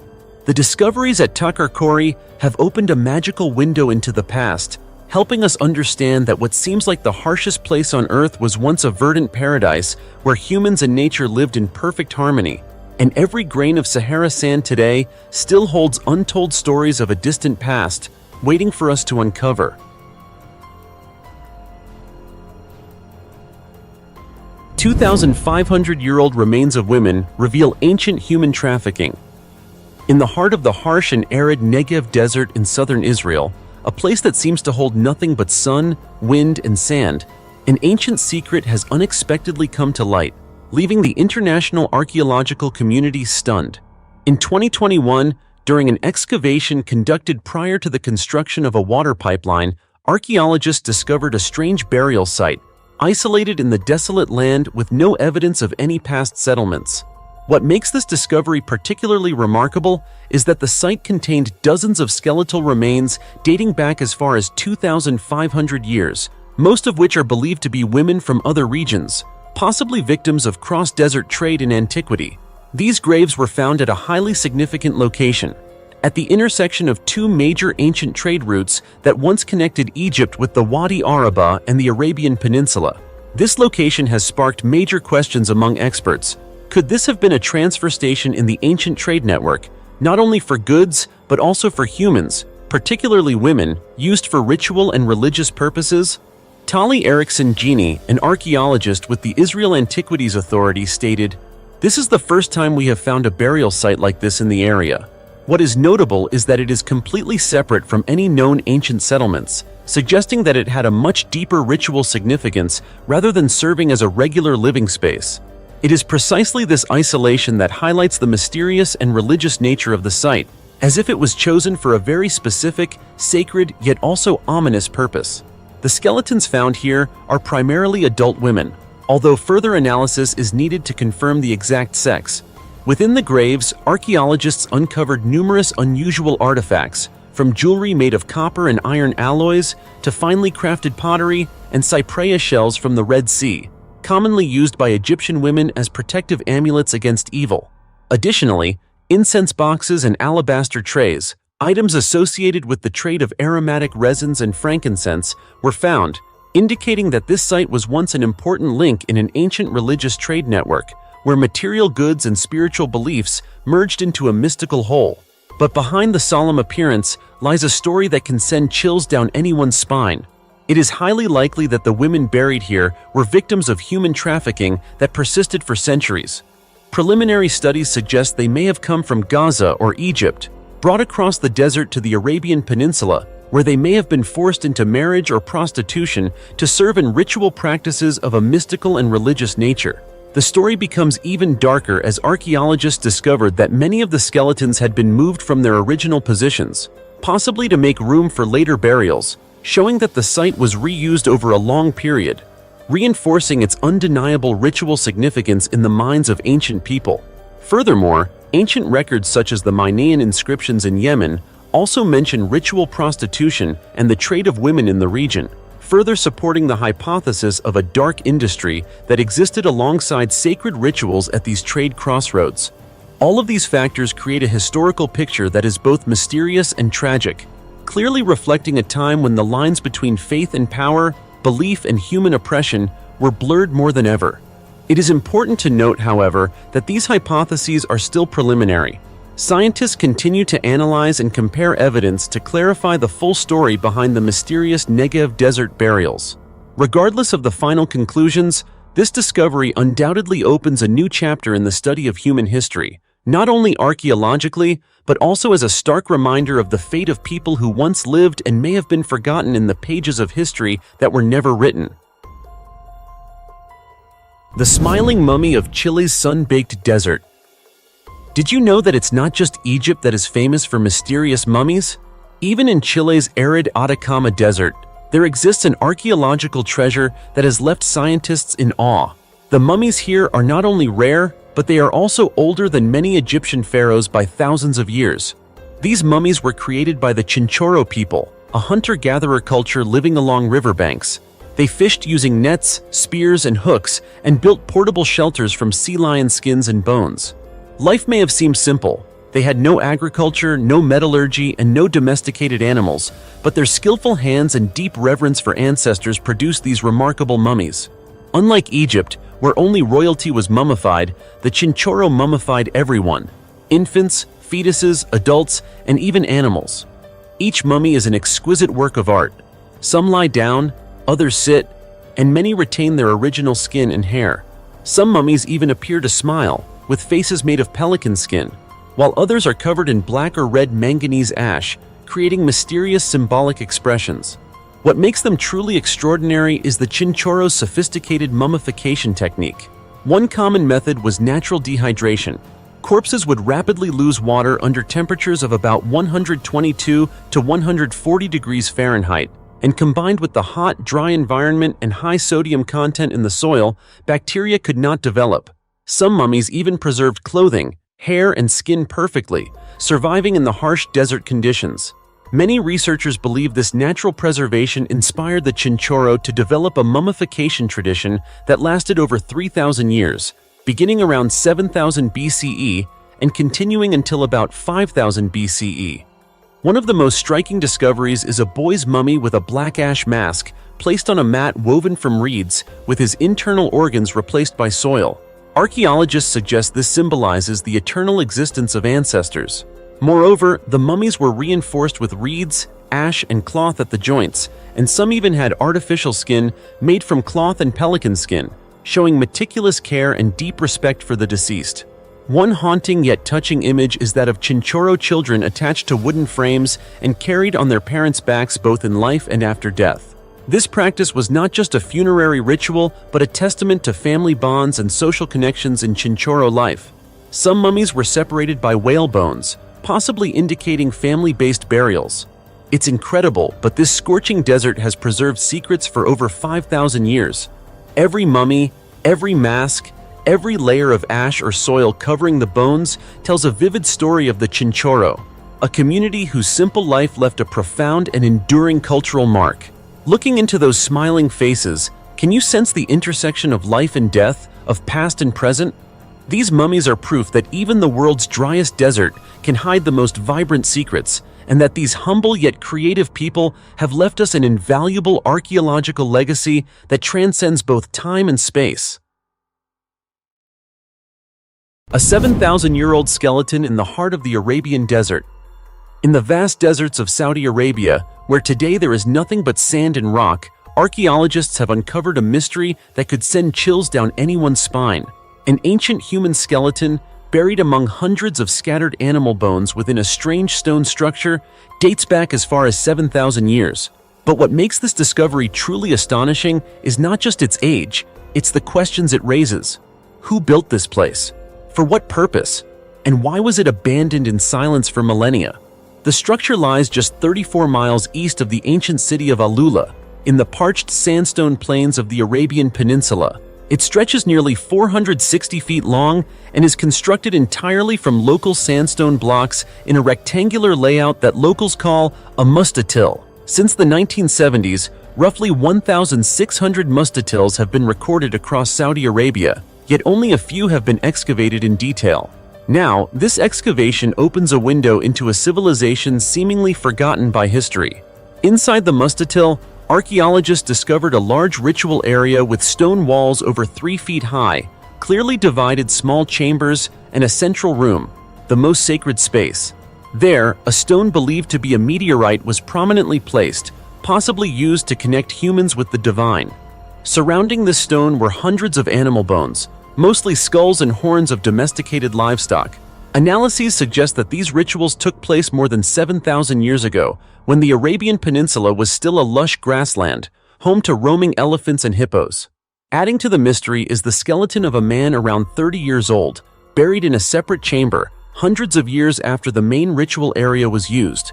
Bone analysis shows signs of joint degeneration, likely due to age or heavy labor, suggesting he may have been a leader, shaman, or ritual custodian of the ancient community. But why would a culture capable of organizing sophisticated rituals, constructing massive stone structures, and venerating meteorites vanish without a trace? Was it harsh climate, war, or the very mysteries they served that led to their disappearance? According to archaeologist Melissa Kennedy of the University of Western Australia, who leads the study, the answer remains far out of reach. There is almost no documentation of these rituals. We are only taking our first steps into a world that has nearly been forgotten. Currently, researchers are expanding their studies, mapping all known mustatills, and comparing them with ancient climate data to test a hypothesis. Were these rituals prayers for favorable rains during periods of severe drought thousands of years ago? An anonymous culture, a nameless religion, mysterious rituals in a land that was once a green paradise. All of it is slowly emerging through layers of time. With each mustatil excavated, we move closer to a grand and enchanting story of prehistory, where humans, sacred stones, and ancient deities once coexisted in rituals across a gradually drying desert. Yet many mysteries remain unsolved. Who led this cult? Why were only a select few buried in these sacred structures? And is there a connection between the mustatills scattered across the peninsula? All of these questions still await answers.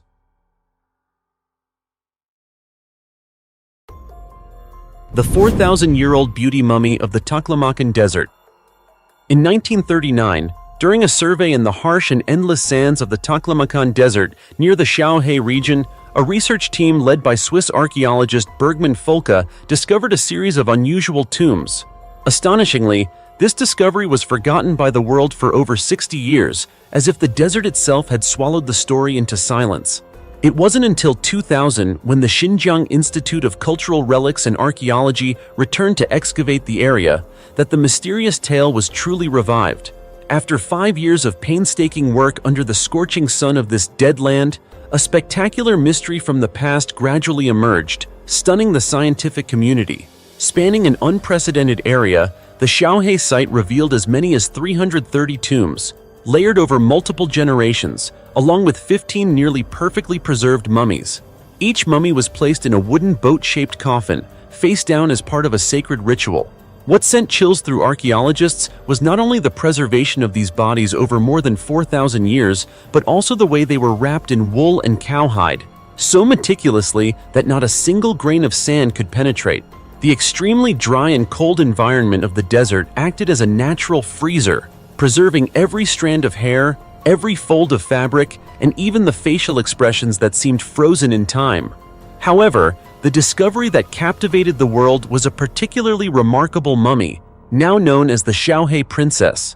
Her face retains delicate features even after millennia: smooth skin, a high nose bridge, long reddish-brown hair, arched eyelashes, and most strikingly, a shy but captivating smile. These features bear little resemblance to traditional depictions of ancient Chinese people.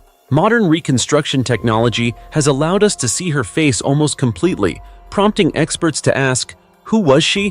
Where did she come from? And what brought her, a young woman with distinctly European traits, to this remote land? DNA testing has partially answered the question. Not only the Xiaohe princess, but many other mummies at the site show a genetic mix of Eastern and Western ancestry. One man even carried genetic markers tracing back to Eastern Europe. Yet the burial area shows no remnants of permanent settlements, no villages, no buildings, no roads, as if these people appeared and vanished without leaving a trace. This has led to intriguing hypotheses. One of the most notable suggests that the princess and her group may have originated from the region between Southeast Europe and the Ural Mountains, traveling thousands of miles to reach the heart of Asia, living there briefly, and then silently disappearing from history. Why would they choose the deadly, unforgiving Taklamakan Desert as a stop? How did they survive in such an unrelenting environment? And what caused them to vanish without a trace? Beyond her mysterious origin, the Xiaohe princess astonishes with her attire. A pointed white hat, high fur-lined shoes, and layers of carefully stitched clothing, bearing cultural markers that remain unidentified to this day. These details have made her a cultural icon and a mysterious key unlocking a window to a time long overlooked by official history. More than 4,000 years have passed, yet the story of the Xiaohe princess remains unfinished. Who was she? A diplomat, a traveler, a religious symbol, or a victim of forced migration? To this day, all of it remains a mystery. The sands of the Taklamakan may have buried countless secrets, yet they also protect an ancient tale, a tale of a timelessly beautiful princess, whispering to us across the millennia from a distant past. Ancient crocodile fossil as big as a bus. Can you imagine an ancient creature as large as a bus lurking in the distant lagoons of the Sahara Desert? In Tunisia, paleontologists have just discovered an entirely new species of giant saltwater crocodile named Machimosaurus rex, estimated to be over 30 feet long and weighing around 6,600 pounds. Its skull alone measured more than 5 feet, almost the length of a mini school bus. The research team, led by Federico Fanti from the University of Bologna, described Machimosaurus rex as enormous, almost at the top of the food chain for its time. This meant that when Machimosaurus rex appeared, almost no other species dared challenge it. Indeed, from its massive head and short but incredibly strong teeth to its exceptional ambush abilities, Machimosaurus rex was a perfect predator. It could even scavenge, a highly effective survival strategy in the ancient desert and lagoon environment. The fossils were found in thin sediment layers, less than 4 inches thick, on the edge of what is now the Sahara Desert. Today, this is an arid wasteland, but more than 130 million years ago, it was a lagoon-rich region opening to the sea, teeming with fish, turtles, and many other creatures. The discovered bones paint a vivid picture of a rich ecosystem. Machimosaurus rex didn't just live, it dominated its environment, with turtles as an ideal meal and fish as a likely side dish on its prehistoric menu. Another surprising detail is that Machimosaurus rex belongs to a group of crocodiles thought to have gone extinct at the end of the Jurassic period, around 150 million years ago. Its presence 130 million years ago shows that this lineage survived a mass extinction, forcing scientists to reconsider aspects of ancient biological history. Looking at the fossils, you immediately notice the perfection of its structure: a long skull, strong jaws, and a massive body. It was not only a top predator, but also a symbol of power and dominance in the ancient world. Even more fascinating, this discovery reminds us that Earth still holds countless mysteries waiting to be uncovered. Each fossil, each bone, is a piece of a mesmerizing biological story we are only beginning to understand. For history enthusiasts, Machimosaurus rex is more than a scientific discovery. It is a journey into imagination, picturing a giant crocodile hunting, living, and thriving in a lush prehistoric lagoon before the Sahara Desert even formed. It's incredible to think this creature roamed the Earth over 130 million years ago, and now only fragments of its skeleton remain to tell the tale. With its enormous size, dominant role in the ancient ecosystem, and survival through a mass extinction, Machimosaurus rex is undoubtedly one of the most thrilling paleontological discoveries. Each bone unearthed sparks curiosity. How many more secrets lie buried beneath the earth? And who knows, perhaps one day, Even larger fossils will emerge, revealing stories even more magnificent than that of Machimosaurus rex, a 1,500-year-old Buddhist temple hidden in the heart of the Taklamakan Desert. Can you imagine a Buddhist temple over 1,500 years old, hidden deep within the arid expanse of the Taklamakan Desert? In May 2012, archaeologists made the unexpected discovery of this rare ruin, where the endless sands seem to conceal a cultural treasure from ancient times. When excavated, the temple revealed more than 3,000 artifacts, but the most remarkable highlight was the stunning murals, created in a Greco-Buddhist style, a highly rare form of art after the 6th century. You might be wondering why these murals are so special. Archaeologists believe they are clear evidence of cultural exchange between the West and the East during the period when Buddhism spread from India into China.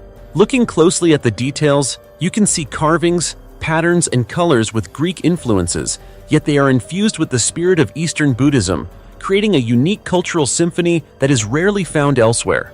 Wu Xinhua, the archaeologist leading the excavation, shared, "We have never seen murals like these. They are a vivid testament to the merging of two cultures as Buddhism began to spread into China." Indeed, each mural is not only a work of art, but also a historical witness, telling the story of a time when culture and religion transcended borders and intertwined. The excavation, which continued through June 2012, confirmed that the temple dates back to the Northern and Southern Dynasties period of China, approximately 1,500 years ago. This makes it one of the earliest Buddhist temples in China, helping answer many questions about the journey of Buddhism from India into the country. Imagine this. Amid a vast desert, seemingly only sand and sun, lies an ancient temple where devotees once prayed and preserved timeless spiritual values. What makes the temple even more extraordinary is its largest hall, the largest ever discovered in the heart of the Taklamakan Desert. With its size and intricate design, it is not only a religious structure, but also a valuable archaeological record, allowing researchers to better understand how Buddhism developed and influenced Chinese culture. If you look closely, the remaining artifacts, Buddha statues, plastered walls, and fragments of murals, tell a story of human perseverance and creativity. Even in the harsh desert conditions, people built this sacred place. Thanks to these discoveries, we gain not only artistic insight, but also a glimpse into the flow of history, religious devotion, and cultural connections across thousands of years.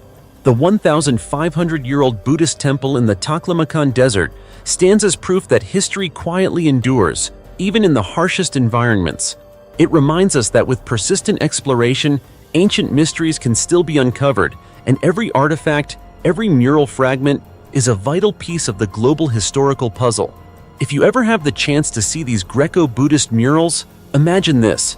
Thousands of years ago, human hands created them amid scorching sands, and today, they still tell the story of faith, creativity, and cultural fusion, stories that time itself cannot erase. The Romeo and Juliet dinosaur fossils. In the vast Gobi Desert of Mongolia, archaeologists have made a discovery that has astonished the scientific community. The fossils of two dinosaurs that died together, lying side by side like a courting couple, dating back 75 million years. Immediately, researchers were reminded of Shakespeare's legendary love story and gave them the romantic nickname, Romeo and Juliet. This discovery was published in scientific reports, opening a completely new perspective on the emotional lives of dinosaurs. Scott Persons, a paleontologist from the University of Alberta, along with his research team, conducted a detailed analysis of the pair's remains. One feature that drew particular attention was the long feather on the tail of one of the dinosaurs. This feather could not have been used for flight, so why did it exist? The answer came from careful analysis. Both dinosaurs were the same age, but one's tail was larger and had a different shape, leading experts to conclude that this was a male-female pair. Juliet's long, flexible tail was not just for display. It functioned as a tool to show pleasure and attract Romeo's attention through elegant tail movements, essentially a mating dance of dinosaurs. This revelation is truly astonishing. Even these giant creatures from millions of years ago knew how to court in their own unique way. Determining the sex of a dinosaur is no simple task. A typical fossil does not provide direct evidence of male or female, so scientists had to study meticulously, from the shape of the pelvis to the tail structure, before confidently identifying the pair as male and female. Scott Persons hypothesized that Juliet's tail feather served as a flirtation tactic to attract Romeo. Analysis of the tail's bone structure fully supports this theory. A tall, flexible tail with expanded musculature allowed the female dinosaur to display beauty and express emotion through tail movements.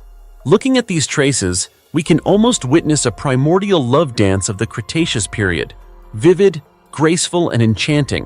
What makes this discovery even more remarkable is the thick layer of sand in the Gobi Desert, which has preserved Romeo and Juliet almost perfectly for tens of millions of years.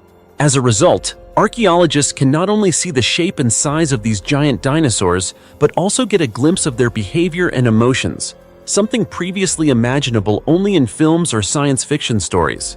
Experts continue to study this pair, hoping to better understand the world of dinosaurs when they roam the Earth. Who knows?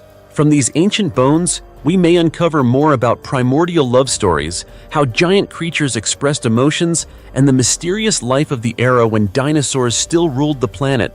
And if you can, try to imagine standing in the Gobi Desert today, looking down at the fine sand where Romeo and Juliet still hold hands after 75 million years, as if they had just left yesterday. A moment that is both moving and awe-inspiring, celebrating the vitality and timeless love story of these giant creatures. 700,000 square feet, ancient town, hidden beneath the Taklamakan desert sands. At the end of January 2024, Chinese archaeologists accomplished what seemed impossible. They discovered an ancient town covering at least 700,000 square feet beneath the Taklamakan Desert, with the inner city alone spanning approximately 43,000 square feet. Dr. Wu Xinhua, head of the archaeological team at the Xinjiang Academy of Social Sciences, called this a remarkable discovery during the survey of this harsh region. Preliminary analysis suggests that the town dates back to the Western Han Dynasty, spanning from 206 BCE to 220 CE. This means that when we gaze upon these ruins, we are witnessing the traces of a civilization over 2,000 years old, a feeling both thrilling and awe-inspiring. What makes this town particularly special is the relatively well-preserved architectural structure, despite most of it being buried under desert sands. The archaeological team uncovered 4 layers of walls, each bearing its own distinctive features. The innermost wall measures 58.4 feet from south to north and 47.9 feet from east to west, serving as the heart of the town. The second wall still holds remnants of collapsed ceramic columns, reminding us of the once majestic structures here. The third wall resembles a broad avenue, while the outermost wall consists of thatched roof houses, indicating a well-organized settlement rather than a spontaneous village. Between the third and fourth walls, archaeologists also found traces of residential buildings, confirming that this area was inhabited during the Western Han period. They uncovered funeral garments and various types of construction wood, which can be dated precisely using carbon-14 methods. Notably, the variety of wood and plant materials used in the homes suggests that the area, now an arid desert, once had abundant water. This indicates that life in the Western Han era was not as harsh as one might assume. It was relatively developed and suitable for long-term settlement. This discovery not only deepens our understanding of the Taklamakan region's history, but also opens a window to study ancient civilizations in Western China. A host of intriguing questions remain. How did the inhabitants live? What occupations did they pursue? Why was this town eventually swallowed by the desert? Every ruin, every brick and wooden column carries its own story, a historical treasure waiting to be uncovered. Given what has already been found, it is not an exaggeration to say this is one of the most impressive archaeological discoveries in recent years.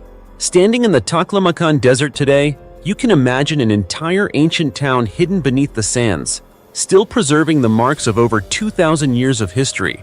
Just thinking about it is enough to quicken your heartbeat and set your imagination soaring.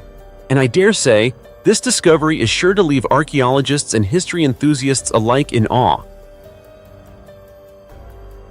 The mysterious metal pillar that appeared and disappeared in the Utah desert. In the arid, desolate Utah desert, where it seems the landscape is nothing but red rocks, sand, and millennia of silence, a strange mystery suddenly appeared, shaking the world. On November 18, 2020, while conducting a helicopter survey to count wild sheep, a group of local officials spotted an unusual metallic object standing alone in the wilderness. It was neither a rock nor debris from any equipment, but a three-sided metal pillar, estimated to be about 11 feet tall, made of stainless steel with a shiny silver surface, rising from the desert floor as if it had been placed there from outer space. This strange metal pillar bore no identifying marks, no inscriptions, no symbols, and no surrounding equipment or structures. It simply existed. In a place almost untouched by humans, the sudden appearance of such a sharply designed structure immediately sent the international online community into a frenzy, while researchers were left puzzled, asking countless questions. Who brought it here? Why place it in a deserted area? And how could such a heavy object be installed without being noticed? Before any satisfactory answers could emerge, something even more astonishing happened just days later. On the night of November 27th, the metal pillar suddenly vanished. No trace remained, no witnesses, no cameras, no explanation. The Utah State Bureau of Land Management confirmed that the pillar had been removed that evening, but insisted they had no involvement in its dismantling. They stated that it was private property and beyond their authority to handle. This only fueled public speculation and confusion, as the mystery of its appearance remained unresolved, now layered with the added enigma of its complete disappearance. Experts quickly analyzed the situation, noting that transporting an 11-feet metal structure into the middle of the desert is no simple task. It would require specialized equipment, manpower, tools, and significant time and effort. Yet no one was seen, no footage exists, and no one claimed responsibility. Circumstances that defy normal reasoning.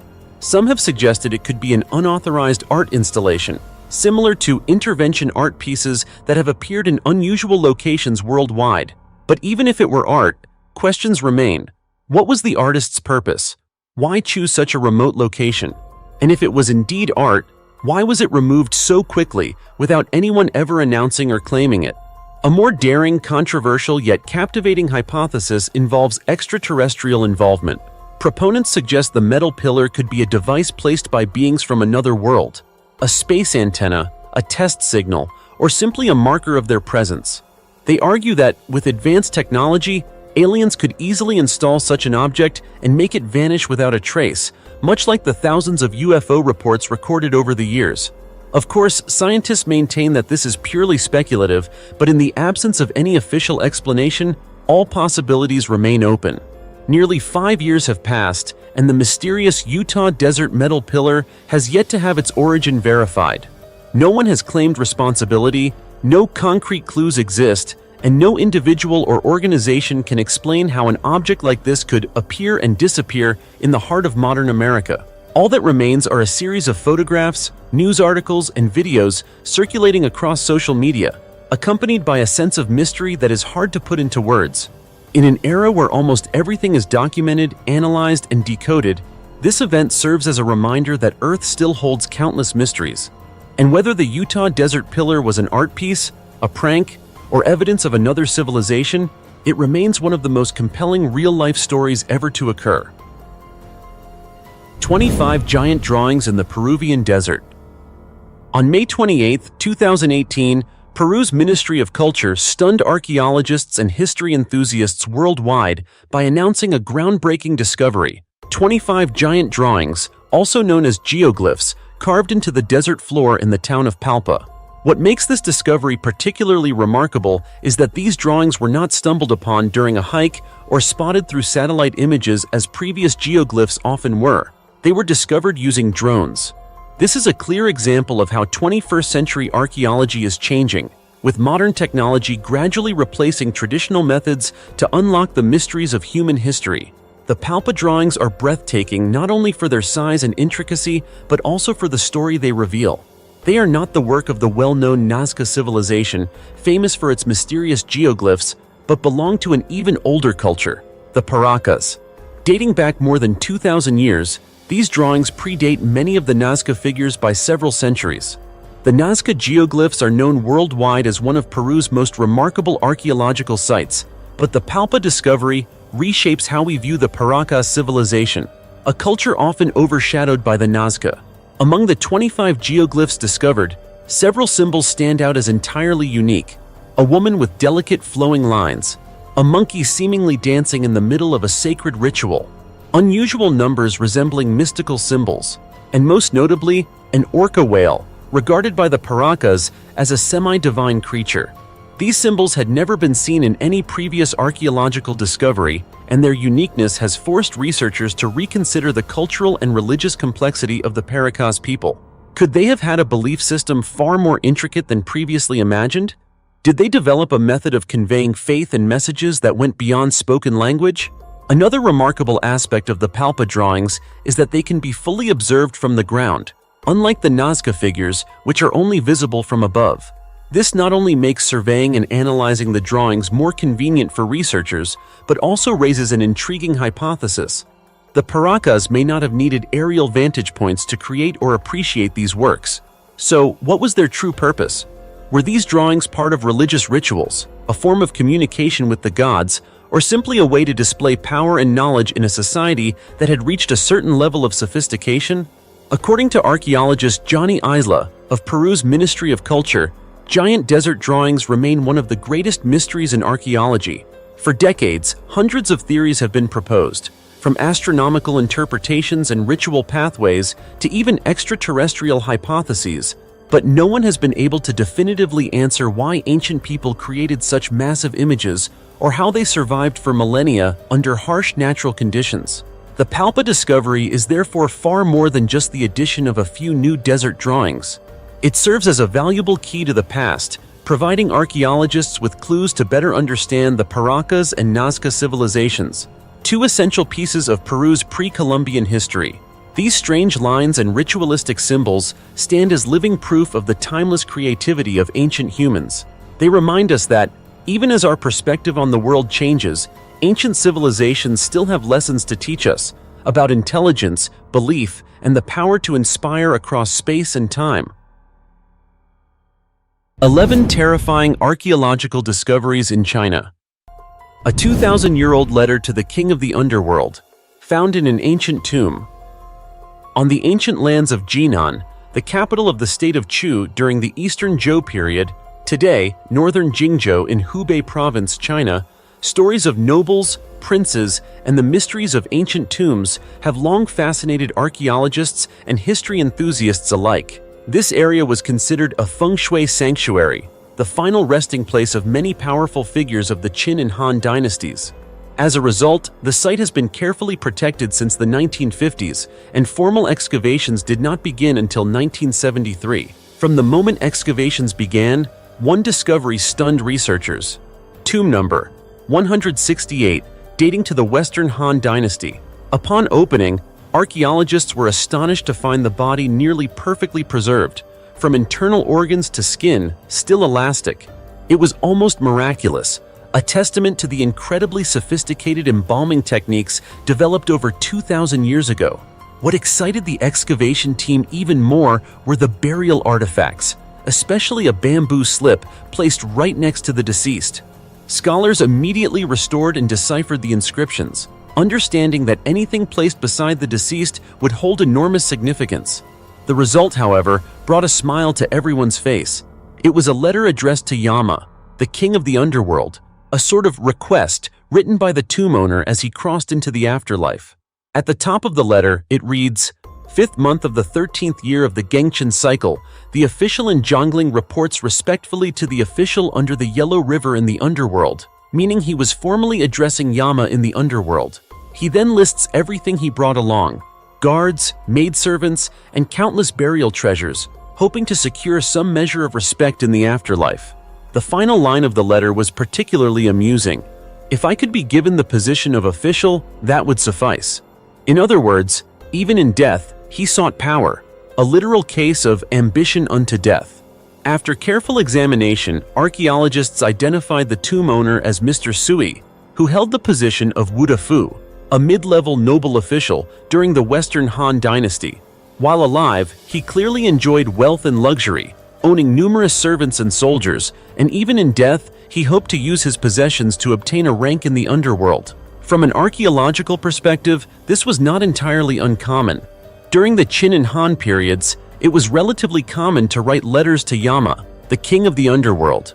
Yet, Mr. Sui's brazen request for an official title in the afterlife was rare and highly intriguing. It reveals that the notions of power and ambition persisted beyond life itself, while also reflecting how the ancients balanced enjoyment, social status, and the pursuit of authority. The ancients said, "Death is the end," but Mr. Sui teaches us that even in the afterlife, one could still petition for a position of authority with a 2,000-year-old bamboo letter. Discoveries like this allow us to better understand the culture, customs, and everyday habits of ancient Chinese people, making history not dry or distant but vivid, relatable, and full of surprises. 131 hanging coffins, 1,200 years old, on a cliff in China.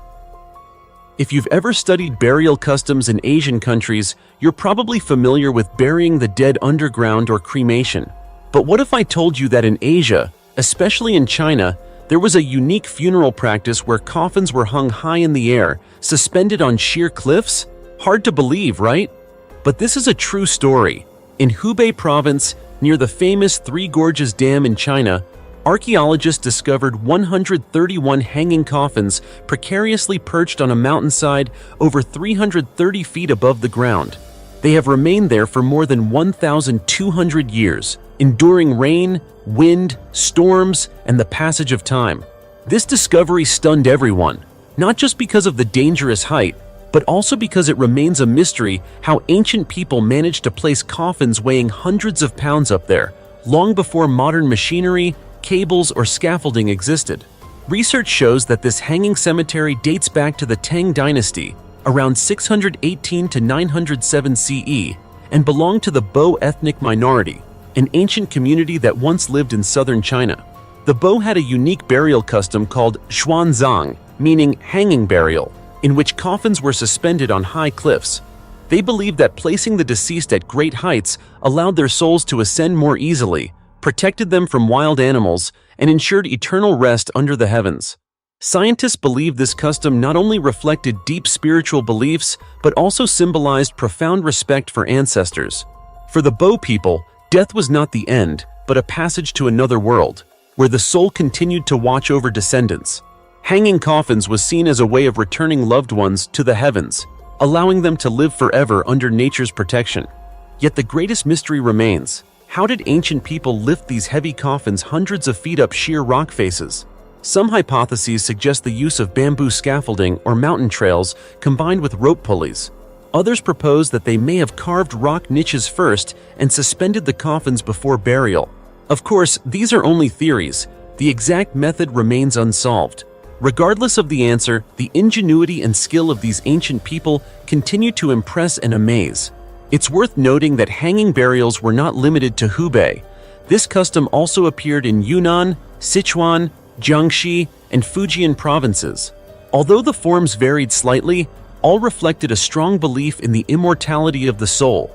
Interestingly, Chinese folklore adds that ancient officials favored hanging burials because the Chinese word xuanzang sounds similar to the phrase for promotion in rank. They believed that being given a hanging burial would bring success and promotion in life. Strange, amusing, and slightly eerie, isn't it? The discovery of 131 hanging coffins over 1,200 years old is not just a rare archaeological find. It opens a window into the spiritual world of ancient people, where death was seen as a continuation of life rather than an end. In their view, the deceased did not lie underground. They were elevated, close to the sky, where their souls could soar freely. So, imagine yourself standing before that cliff, looking at those ancient coffins clinging to the rocks in midair. What would you feel? Fear of death, or admiration for the intelligence and reverence of people more than a millennium ago? Personally, I think no matter how you feel, anyone hearing this story would shiver and exclaim, "The people of the past were truly extraordinary." Pure gold treasure and the intact remains of a mighty woman from the Ming dynasty. When it comes to archaeological discoveries that shook the scientific world, the tomb filled with pure gold in Nanjing, China, is certainly among the most astonishing. This wasn't just an ancient treasure trove. It also concealed the tragic and heroic story of a powerful woman, known as the Superwoman of the Ming Dynasty, Lady May. The story began when archaeologists excavated an ancient tomb deep underground in Nanjing. At first, they thought it was just a typical noble's tomb. But when the heavy stone door was opened, the light revealed a dazzling sight. Pure gold gleamed from every corner. Bracelets, hairpins, necklaces, perfume boxes, and even cosmetics containers were exquisitely crafted from solid gold, inlaid with jade and sparkling rubies. The next shock came after careful examination. The tomb was over 500 years old, dating back to the Ming Dynasty. 2 stone steles found inside revealed the owner's identity, Lady May, one of the 3 wives of the governor of Yunnan at the time. Records indicate she passed away in 1474 at the age of 45. Yet what impressed people most wasn't the wealth she possessed, but her courageous and extraordinary life. From the steles and surviving documents, historians learned that Lady May married at just 15 and remained devoted to her husband until his death. Tragedy struck again when her only son, Muzong, died at just 10 months old. But instead of succumbing to grief, Lady May rose stronger than ever. She took over the administration of Yunnan, a region notorious for unrest and frequent rebellions. Under her leadership, the region stabilized and prospered. The army became well organized, and the people lived in peace. Through her intelligence and rare decisiveness, Lady May became a symbol of female power and courage in ancient Chinese history. When Lady May passed away, the local people mourned deeply. They believed she deserved a grand tomb filled with treasures, not for display, but as a mark of respect for a woman who had devoted her life to this land. Her tomb was thus buried with countless pure gold artifacts, symbolizing her status and remarkable contributions. Despite centuries of erosion from time and underground water, the miracle is that Lady May's remains were perfectly preserved. When brought to the surface, her skeleton moved archaeologists deeply, as if she were still peacefully resting, watching the world rediscover her story. Today, experts continue to study her remains, jewelry, and tomb structure, hoping to uncover more secrets about the life of Lady May, a woman who defied conventions and dared to wield power in a strictly patriarchal era. If we say the 500-year-old Golden Tomb is more than just an archaeological sensation, but also an epic of a remarkable woman, it wouldn't be an exaggeration. Amid the glittering gold, we see not just royal luxury, but the radiance of courage, intelligence, and pride of an entire era.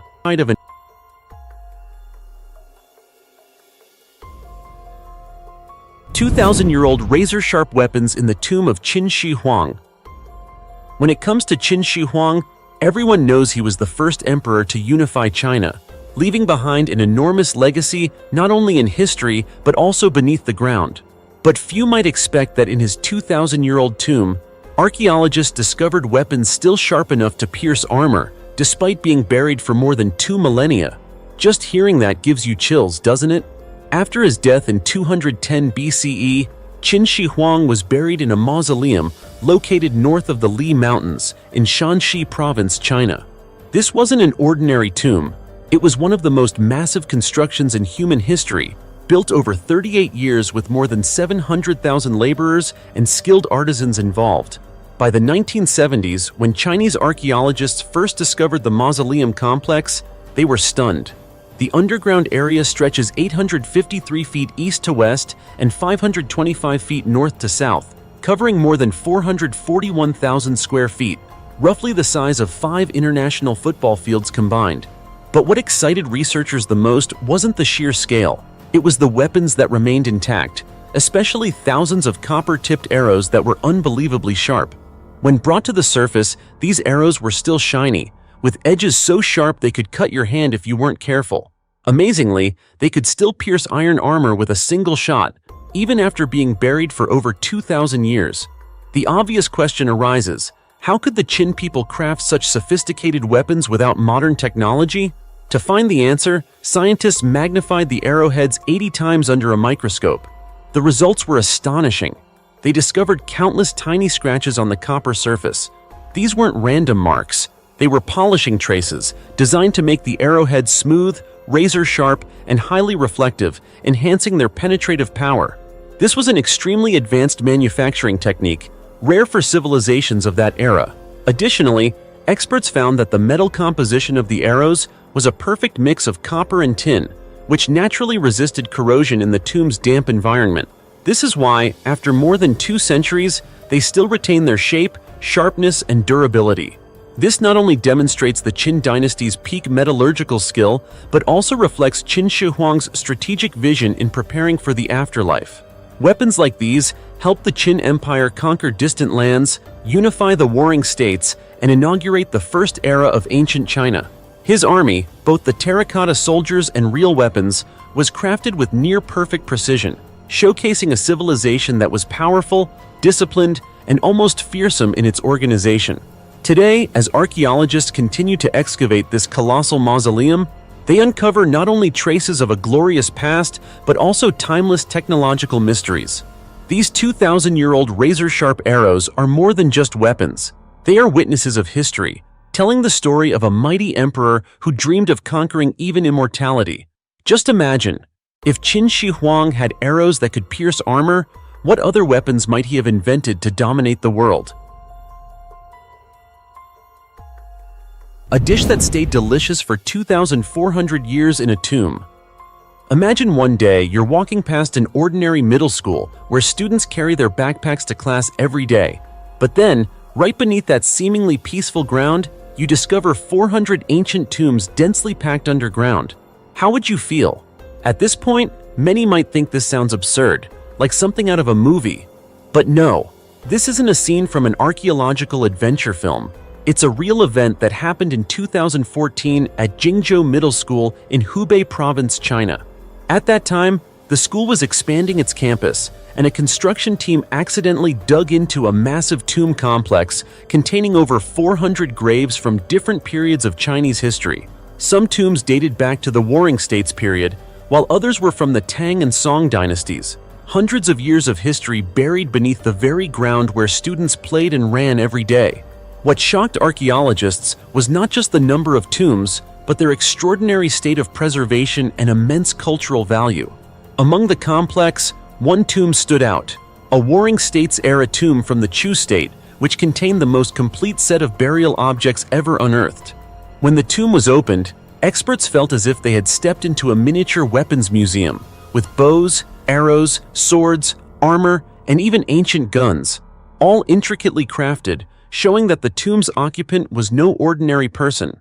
Based on the quantity and nature of the weapons, experts reasonably hypothesized that this could be the resting place of a Chu general, someone who had fought many battles and left a mark on history. But the discovery didn't stop there.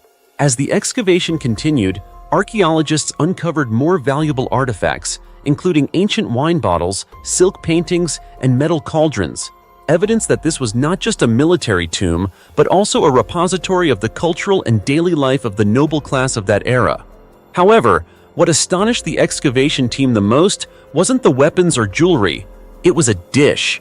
13 salted fish, carefully placed in boxes right above the coffin. At first, due to their unusual wrapping and color, experts mistook them for ancient textiles. But upon closer inspection, they realized these were salted fish. Amazingly, the fish remained fully intact, not decomposed at all, despite being buried underground for over 2,400 years. Salted fish, which under ideal conditions can only last about 6 months, had survived for millennia in a damp, decay-prone environment, an astonishing feat. This is arguably one of the most unique discoveries in the history of archaeology. No one could have imagined that ancient salting techniques could achieve such extraordinary preservation, a mystery that continues to puzzle scientists to this day. Since their unveiling, these miraculous boxes of salted fish have become a highlight of artifact exhibitions, attracting thousands of visitors and even going viral on social media. Chinese netizens humorously commented, "If salted fish can last 2,400 years, it must be top quality." What about you? Would you like to see these 2,400-year-old salted fish still perfectly preserved with your own eyes? Share your thoughts by leaving a comment below this video.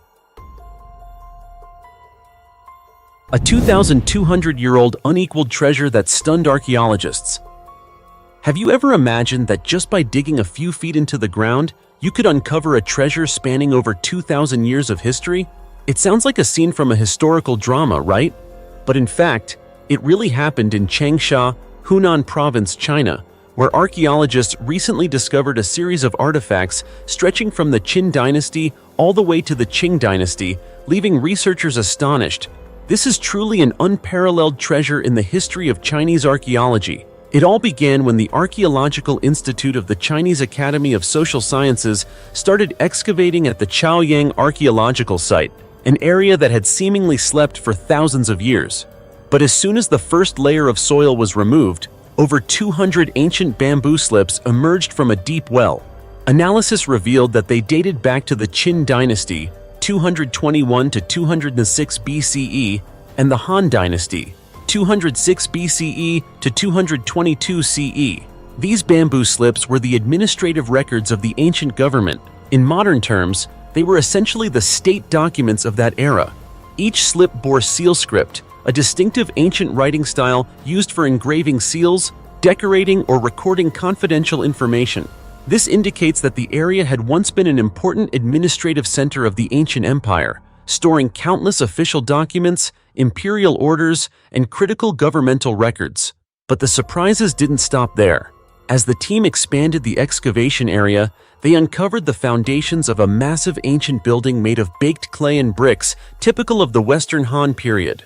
The structure measured about 92 by 59 feet, likely belonging to a high-ranking official or powerful noble in the region. Even from just the foundation, archaeologists could imagine a grand structure where important court sessions or official record-keeping once took place. The deeper they dug, the more history was revealed. Beside the Han-era site, the team discovered another ancient well, later identified as belonging to the Song and Yuan dynasties. Inside this well were numerous artifacts made of ceramics, bronze, and brass, items reflecting the daily life and prosperous trade of people at the time. There were even finely crafted household objects such as vases, teapots, bowls, and plates, indicating that this was once a bustling residential area or a major commercial center. Even more remarkable, archaeologists uncovered a cache of stone cannonballs, weapons believed to have been fired by Yuan troops during their battles with the Southern Song. This discovery not only carries historical value, but also confirms that Chaoyang witnessed cycles of both prosperity and conflict. What astonishes everyone most is that within a single area, evidence of at least 6 different dynasties has been found, ranging from the warring states to the Han dynasty states, Qin, Han, Song, Yuan, Ming, to Qing. Every layer of soil, each piece of pottery, and every bamboo slip is like a living page of history, telling the story of the rise, fall, and resurgence of China's ancient dynasties. To call this merely a routine excavation would be a serious understatement. The discoveries here are not just artifacts, they are living proof of how advanced the administration, culture, and artistry of ancient China had become. Just imagine, after more than 2,200 years, bamboo slips, bricks, and bronze pieces have survived. Truly a miracle of time, or perhaps a message from the past reaching us today. Perhaps this is why people call this site an unequaled treasure, not just for its material value, but because it preserves the very soul of a millennium of Chinese history. The Time-Traveling Cup, 2,000 years in an ancient Chinese tomb. The ancients often said, "Live with the world, depart with treasures," meaning that when people leave this mortal realm, they still wish to take their most valuable possessions with them. Throughout history, magnificent tombs filled with countless treasures have vividly embodied this idea. But one discovery in China left archaeologists completely stunned. A glass cup that looked like it could have been made yesterday, lying undisturbed in a tomb over 2,000 years old. Just hearing that gives you chills, doesn't it? This extraordinary story began in October 1990 in Shitang Village, Banshan Town, Hangzhou City, Zhejiang Province, China. At the time, a group of brick factory workers was digging when they stumbled upon some unusual pits. Suspecting there might be ancient relics below, they immediately reported it to the local cultural heritage authorities. Soon after, archaeologists arrived to investigate, and their suspicions were confirmed. Beneath the soil lay an ancient tomb from the Warring States period, around the 3rd century BCE, over 2,200 years ago. Inside the tomb, experts discovered a collection of rare burial items, including jade, gemstones, and finely crafted artifacts, indicating the tomb's owner was likely a noble or high-ranking official. Unfortunately, the tomb had been looted earlier. So many key clues had been lost, making it extremely difficult to determine the identity of the occupant. Yet amid the misfortune came a remarkable find. While carefully collecting artifacts, the experts' attention was drawn to a sparkling object. At first, they thought it was just a modern glass cup, perhaps left behind by tomb robbers. But upon closer inspection, something seemed unusual. When the analysis results were finally revealed, the entire Chinese archaeological community was shaken. The cup was over 2,000 years old, dating back to the Warring States period. The cup was made from a single piece of natural crystal, standing about 6.1 inches tall, with a mouth diameter of 3.1 inches and a base of 2.1 inches. Astonishingly, even after more than 2 millennia underground, its surface remained smooth, transparent, and gleaming with an amber gold shimmer. There were no intricate patterns, yet the craftsmanship alone conveyed a surreal level of precision. From this discovery arose 3 major questions that have puzzled experts for years. First, the mystery of how it was made. How could artisans over 2,000 years ago hollow out a solid crystal block into a perfect cup without modern machinery or precise grinding tools? Some suggest they may have used techniques similar to jade carving, but no one has ever confirmed the exact method. Second, the mystery of the polish. Both the inside and outside surfaces of the cup shine like mirrors. Polishing the exterior is one thing, but achieving such perfection on the interior, a narrow, hard-to-reach space, is a colossal challenge.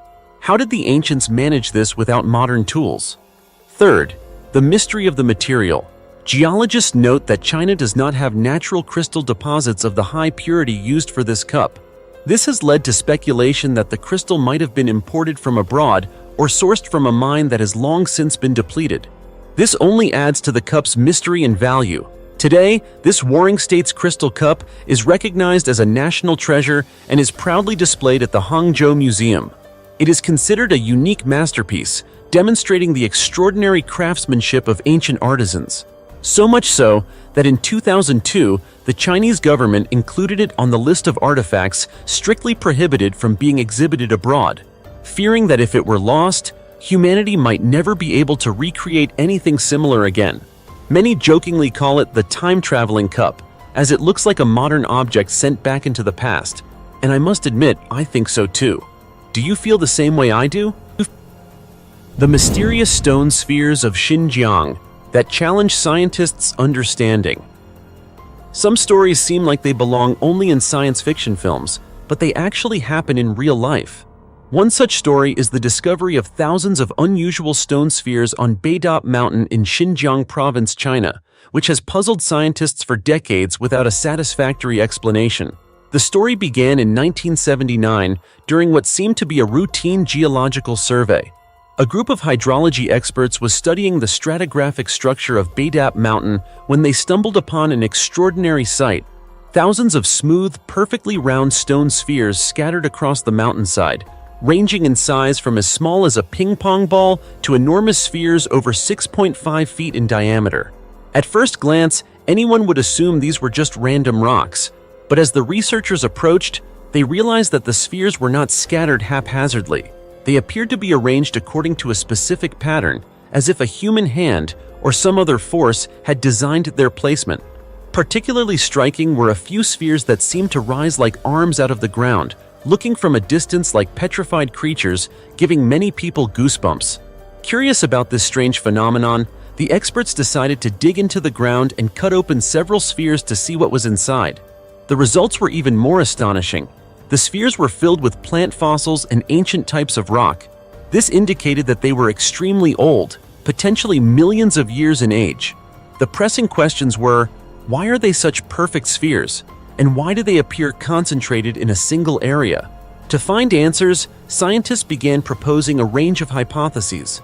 The first hypothesis suggested a natural origin, possibly formed through weathering, mineral deposition, or precipitation in a unique geological environment.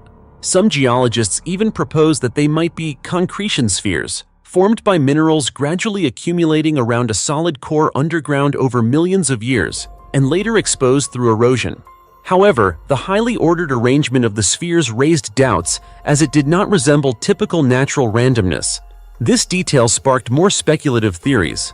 An independent research group suggested that the spheres might be linked to ancient ritual practices, possibly used to seal spirits or symbolize divine power.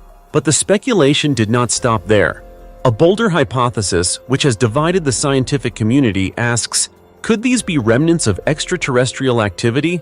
Baydap Mountain has a long history of reported UFO sightings. Some believe the spheres could be devices or markers left by extraterrestrial visitors who came to our planet thousands of years ago. Of course, these ideas remain speculative. To this day, there is no concrete evidence supporting any of the above hypotheses. After decades of study, scientists still cannot determine the true origin of these thousands of mysterious stone spheres. They may simply be a miraculous product of nature, or they could be man-made relics created for a purpose that modern humans cannot yet comprehend. Regardless, the discovery at Baydap Mountain remains one of China's most peculiar archaeological mysteries, challenging the limits of our understanding of the Earth and ancient history. Today, the mountain stands silent yet enigmatic, where the stone spheres lie quietly as if guarding a vast secret of the universe. Perhaps only with further advancements in technology will we finally uncover the answer to the question, who, or what, created these strange stone spheres in the remote deserts of Xinjiang.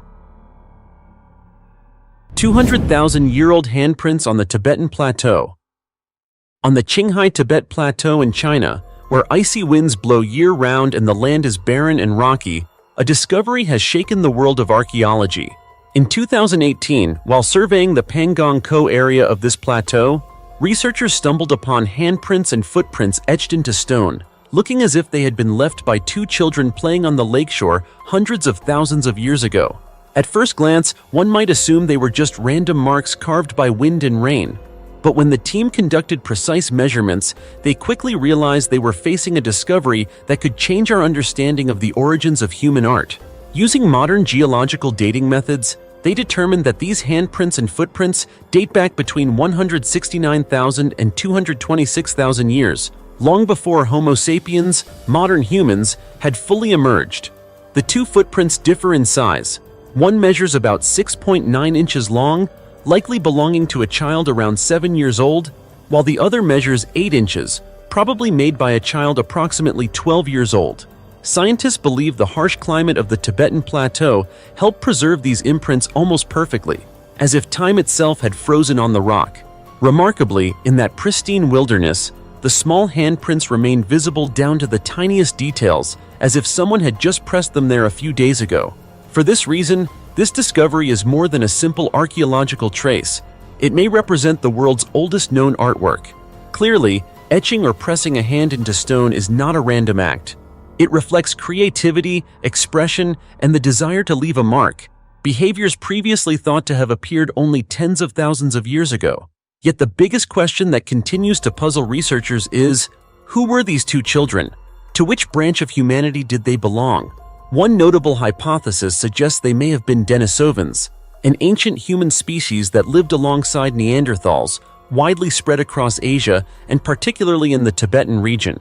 If true, these handprints provide direct evidence that Denisovans not only lived but also created art at altitudes above 13,000 feet, where even modern humans struggle to survive. This discovery also raises the possibility that ancient human groups interacted, interbred, and shared cultural behaviors, contributing to the genetic diversity and intelligence of today's humanity. So far, no one can definitively identify these two prehistoric child artists.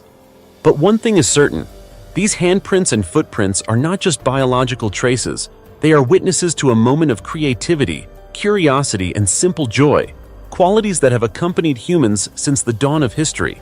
In a land where the wind bites like ice, where mountains roll endlessly, and time seems to stand still, these tiny handprints remain, quietly telling the story of the origins of art, memory, and humanity itself. And perhaps, somewhere beneath the layers of soil and stone on the Tibetan Plateau, there are still other traces of smiles, footsteps, and innocent games that once lit up a distant prehistoric world, waiting for us to discover them. The 5-year-old bride mummy in a 1,700-year-old tomb in China. Have you ever imagined a scene where a little girl, only 5 years old, wears a bright red wedding dress adorned with gold and silver, lying buried underground for over 1,000 years? Just thinking about it sends chills down your spine, right? But this is not fiction. It's a real discovery that shocked the Chinese archaeological world in 2003.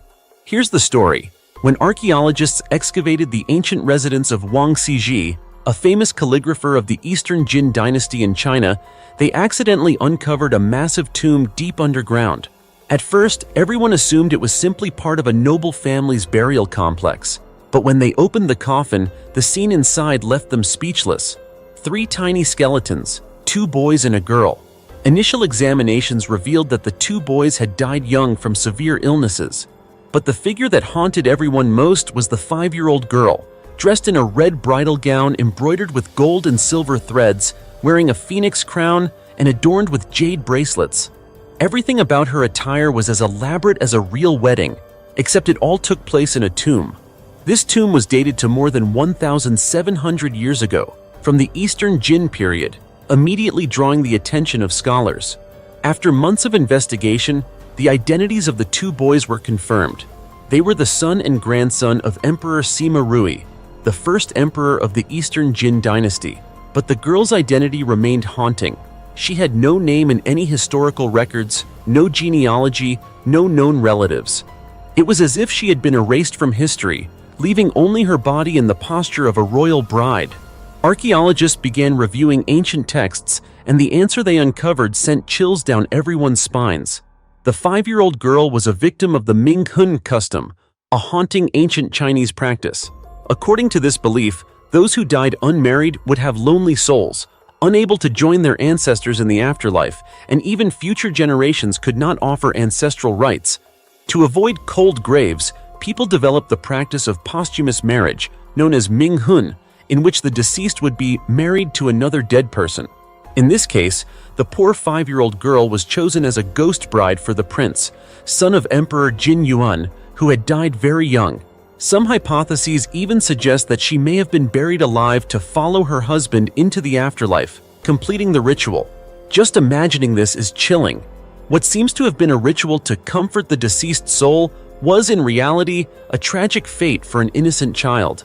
In the silent underground, with dim torchlight and chanting echoing through the night, a tiny girl in a deep red bridal gown was placed next to the remains of a royal boy.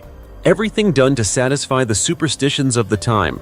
Just thinking about it sends shivers down anyone's spine. The oldest section of the Great Wall, uncovering a 3,000-year-old heritage beneath Shandong. Hidden for millennia beneath layers of red soil on the northern edge of Guangli village in Shandong province, an ancient segment of the Great Wall, almost forgotten, has recently been unearthed by archaeologists, revealing a truth that has stunned researchers. The Great Wall did not begin with Emperor Qin Shi Huang, as widely believed. In fact, this newly discovered section predates previous estimates by more than 300 years, possibly dating back to the late Western Zhou period, around the 8th century BCE. This colossal ancient structure, lying silent through countless generations, has now finally spoken, serving as a reminder that history still holds many secrets waiting to be decoded. The large-scale excavation, conducted from mid-May to late December 2024, under the leadership of the Shandong Provincial Institute of Archaeology and Cultural Heritage, marks a turning point. For the first time in many years, a proactive research campaign focused on this ancient wall has been carried out. Covering an area of approximately 11,840 square feet, the discoveries far exceeded expectations.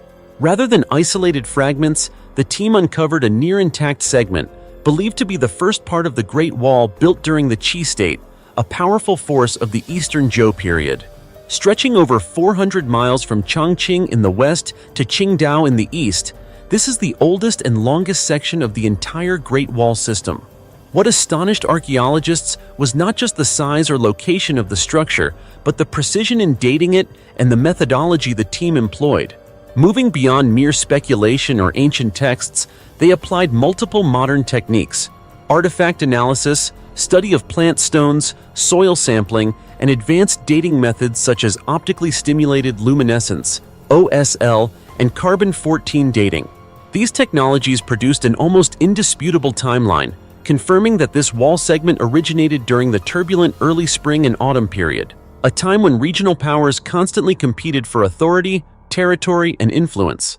The existence of the Qi Wall, now recognized by UNESCO as a World Heritage Site, was not merely a part of the ancient state's defense strategy.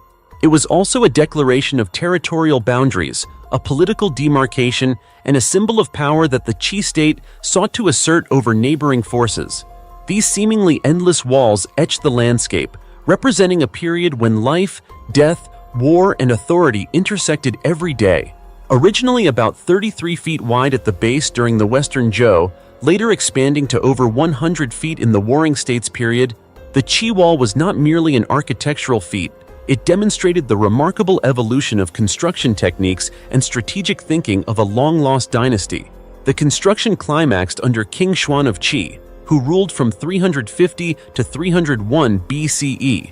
Under his direction, the wall was upgraded to perfection with finely packed yellow earth compressed using metal hammers, a technique astonishing for that era. The marvel did not stop at architecture. Within the layers of soil and stone that protected the wall, archaeologists discovered remnants of an ancient settlement. Broken pottery, production tools, and stored food reveal a vibrant world beneath the wall, where people lived, worked, and simultaneously safeguarded the most important defensive line of their state. What was unearthed is not merely the trace of a wall, but the physical memory of an entire civilization. Each compressed earth layer, pottery shard, and fragment of ash serves as a witness to a period of history still being written. This discovery of the oldest Great Wall segment not only expands our understanding of its origins, but also offers a fresh perspective on the complex geopolitical landscape of ancient China, where power, conflict, and technical ingenuity converge to create one of humanity's most magnificent constructions. Above all, it reminds us that the deeper we dig into the earth, the more layers of truth are waiting to be revealed. You see, each archaeological discovery we've just explored serves as a reminder that history still holds countless mysteries, waiting for those curious and patient enough to unravel them. From the 5-year-old bride mummy, the hanging coffins on cliff faces, to the pure gold treasures of powerful women, all of these tell not only stories of power, beliefs, and the lives of people long ago, but also raise questions that remain unanswered. And perhaps this is what makes archaeology so fascinating. Every artifact, every trace, is a living piece of the past, waiting for us to uncover it. What do you think about today's topic? Don't hesitate to share your thoughts in the comments below. And don't forget to subscribe to the channel and hit the notification bell to be the first to watch the newest videos. For now, goodbye and see you next time.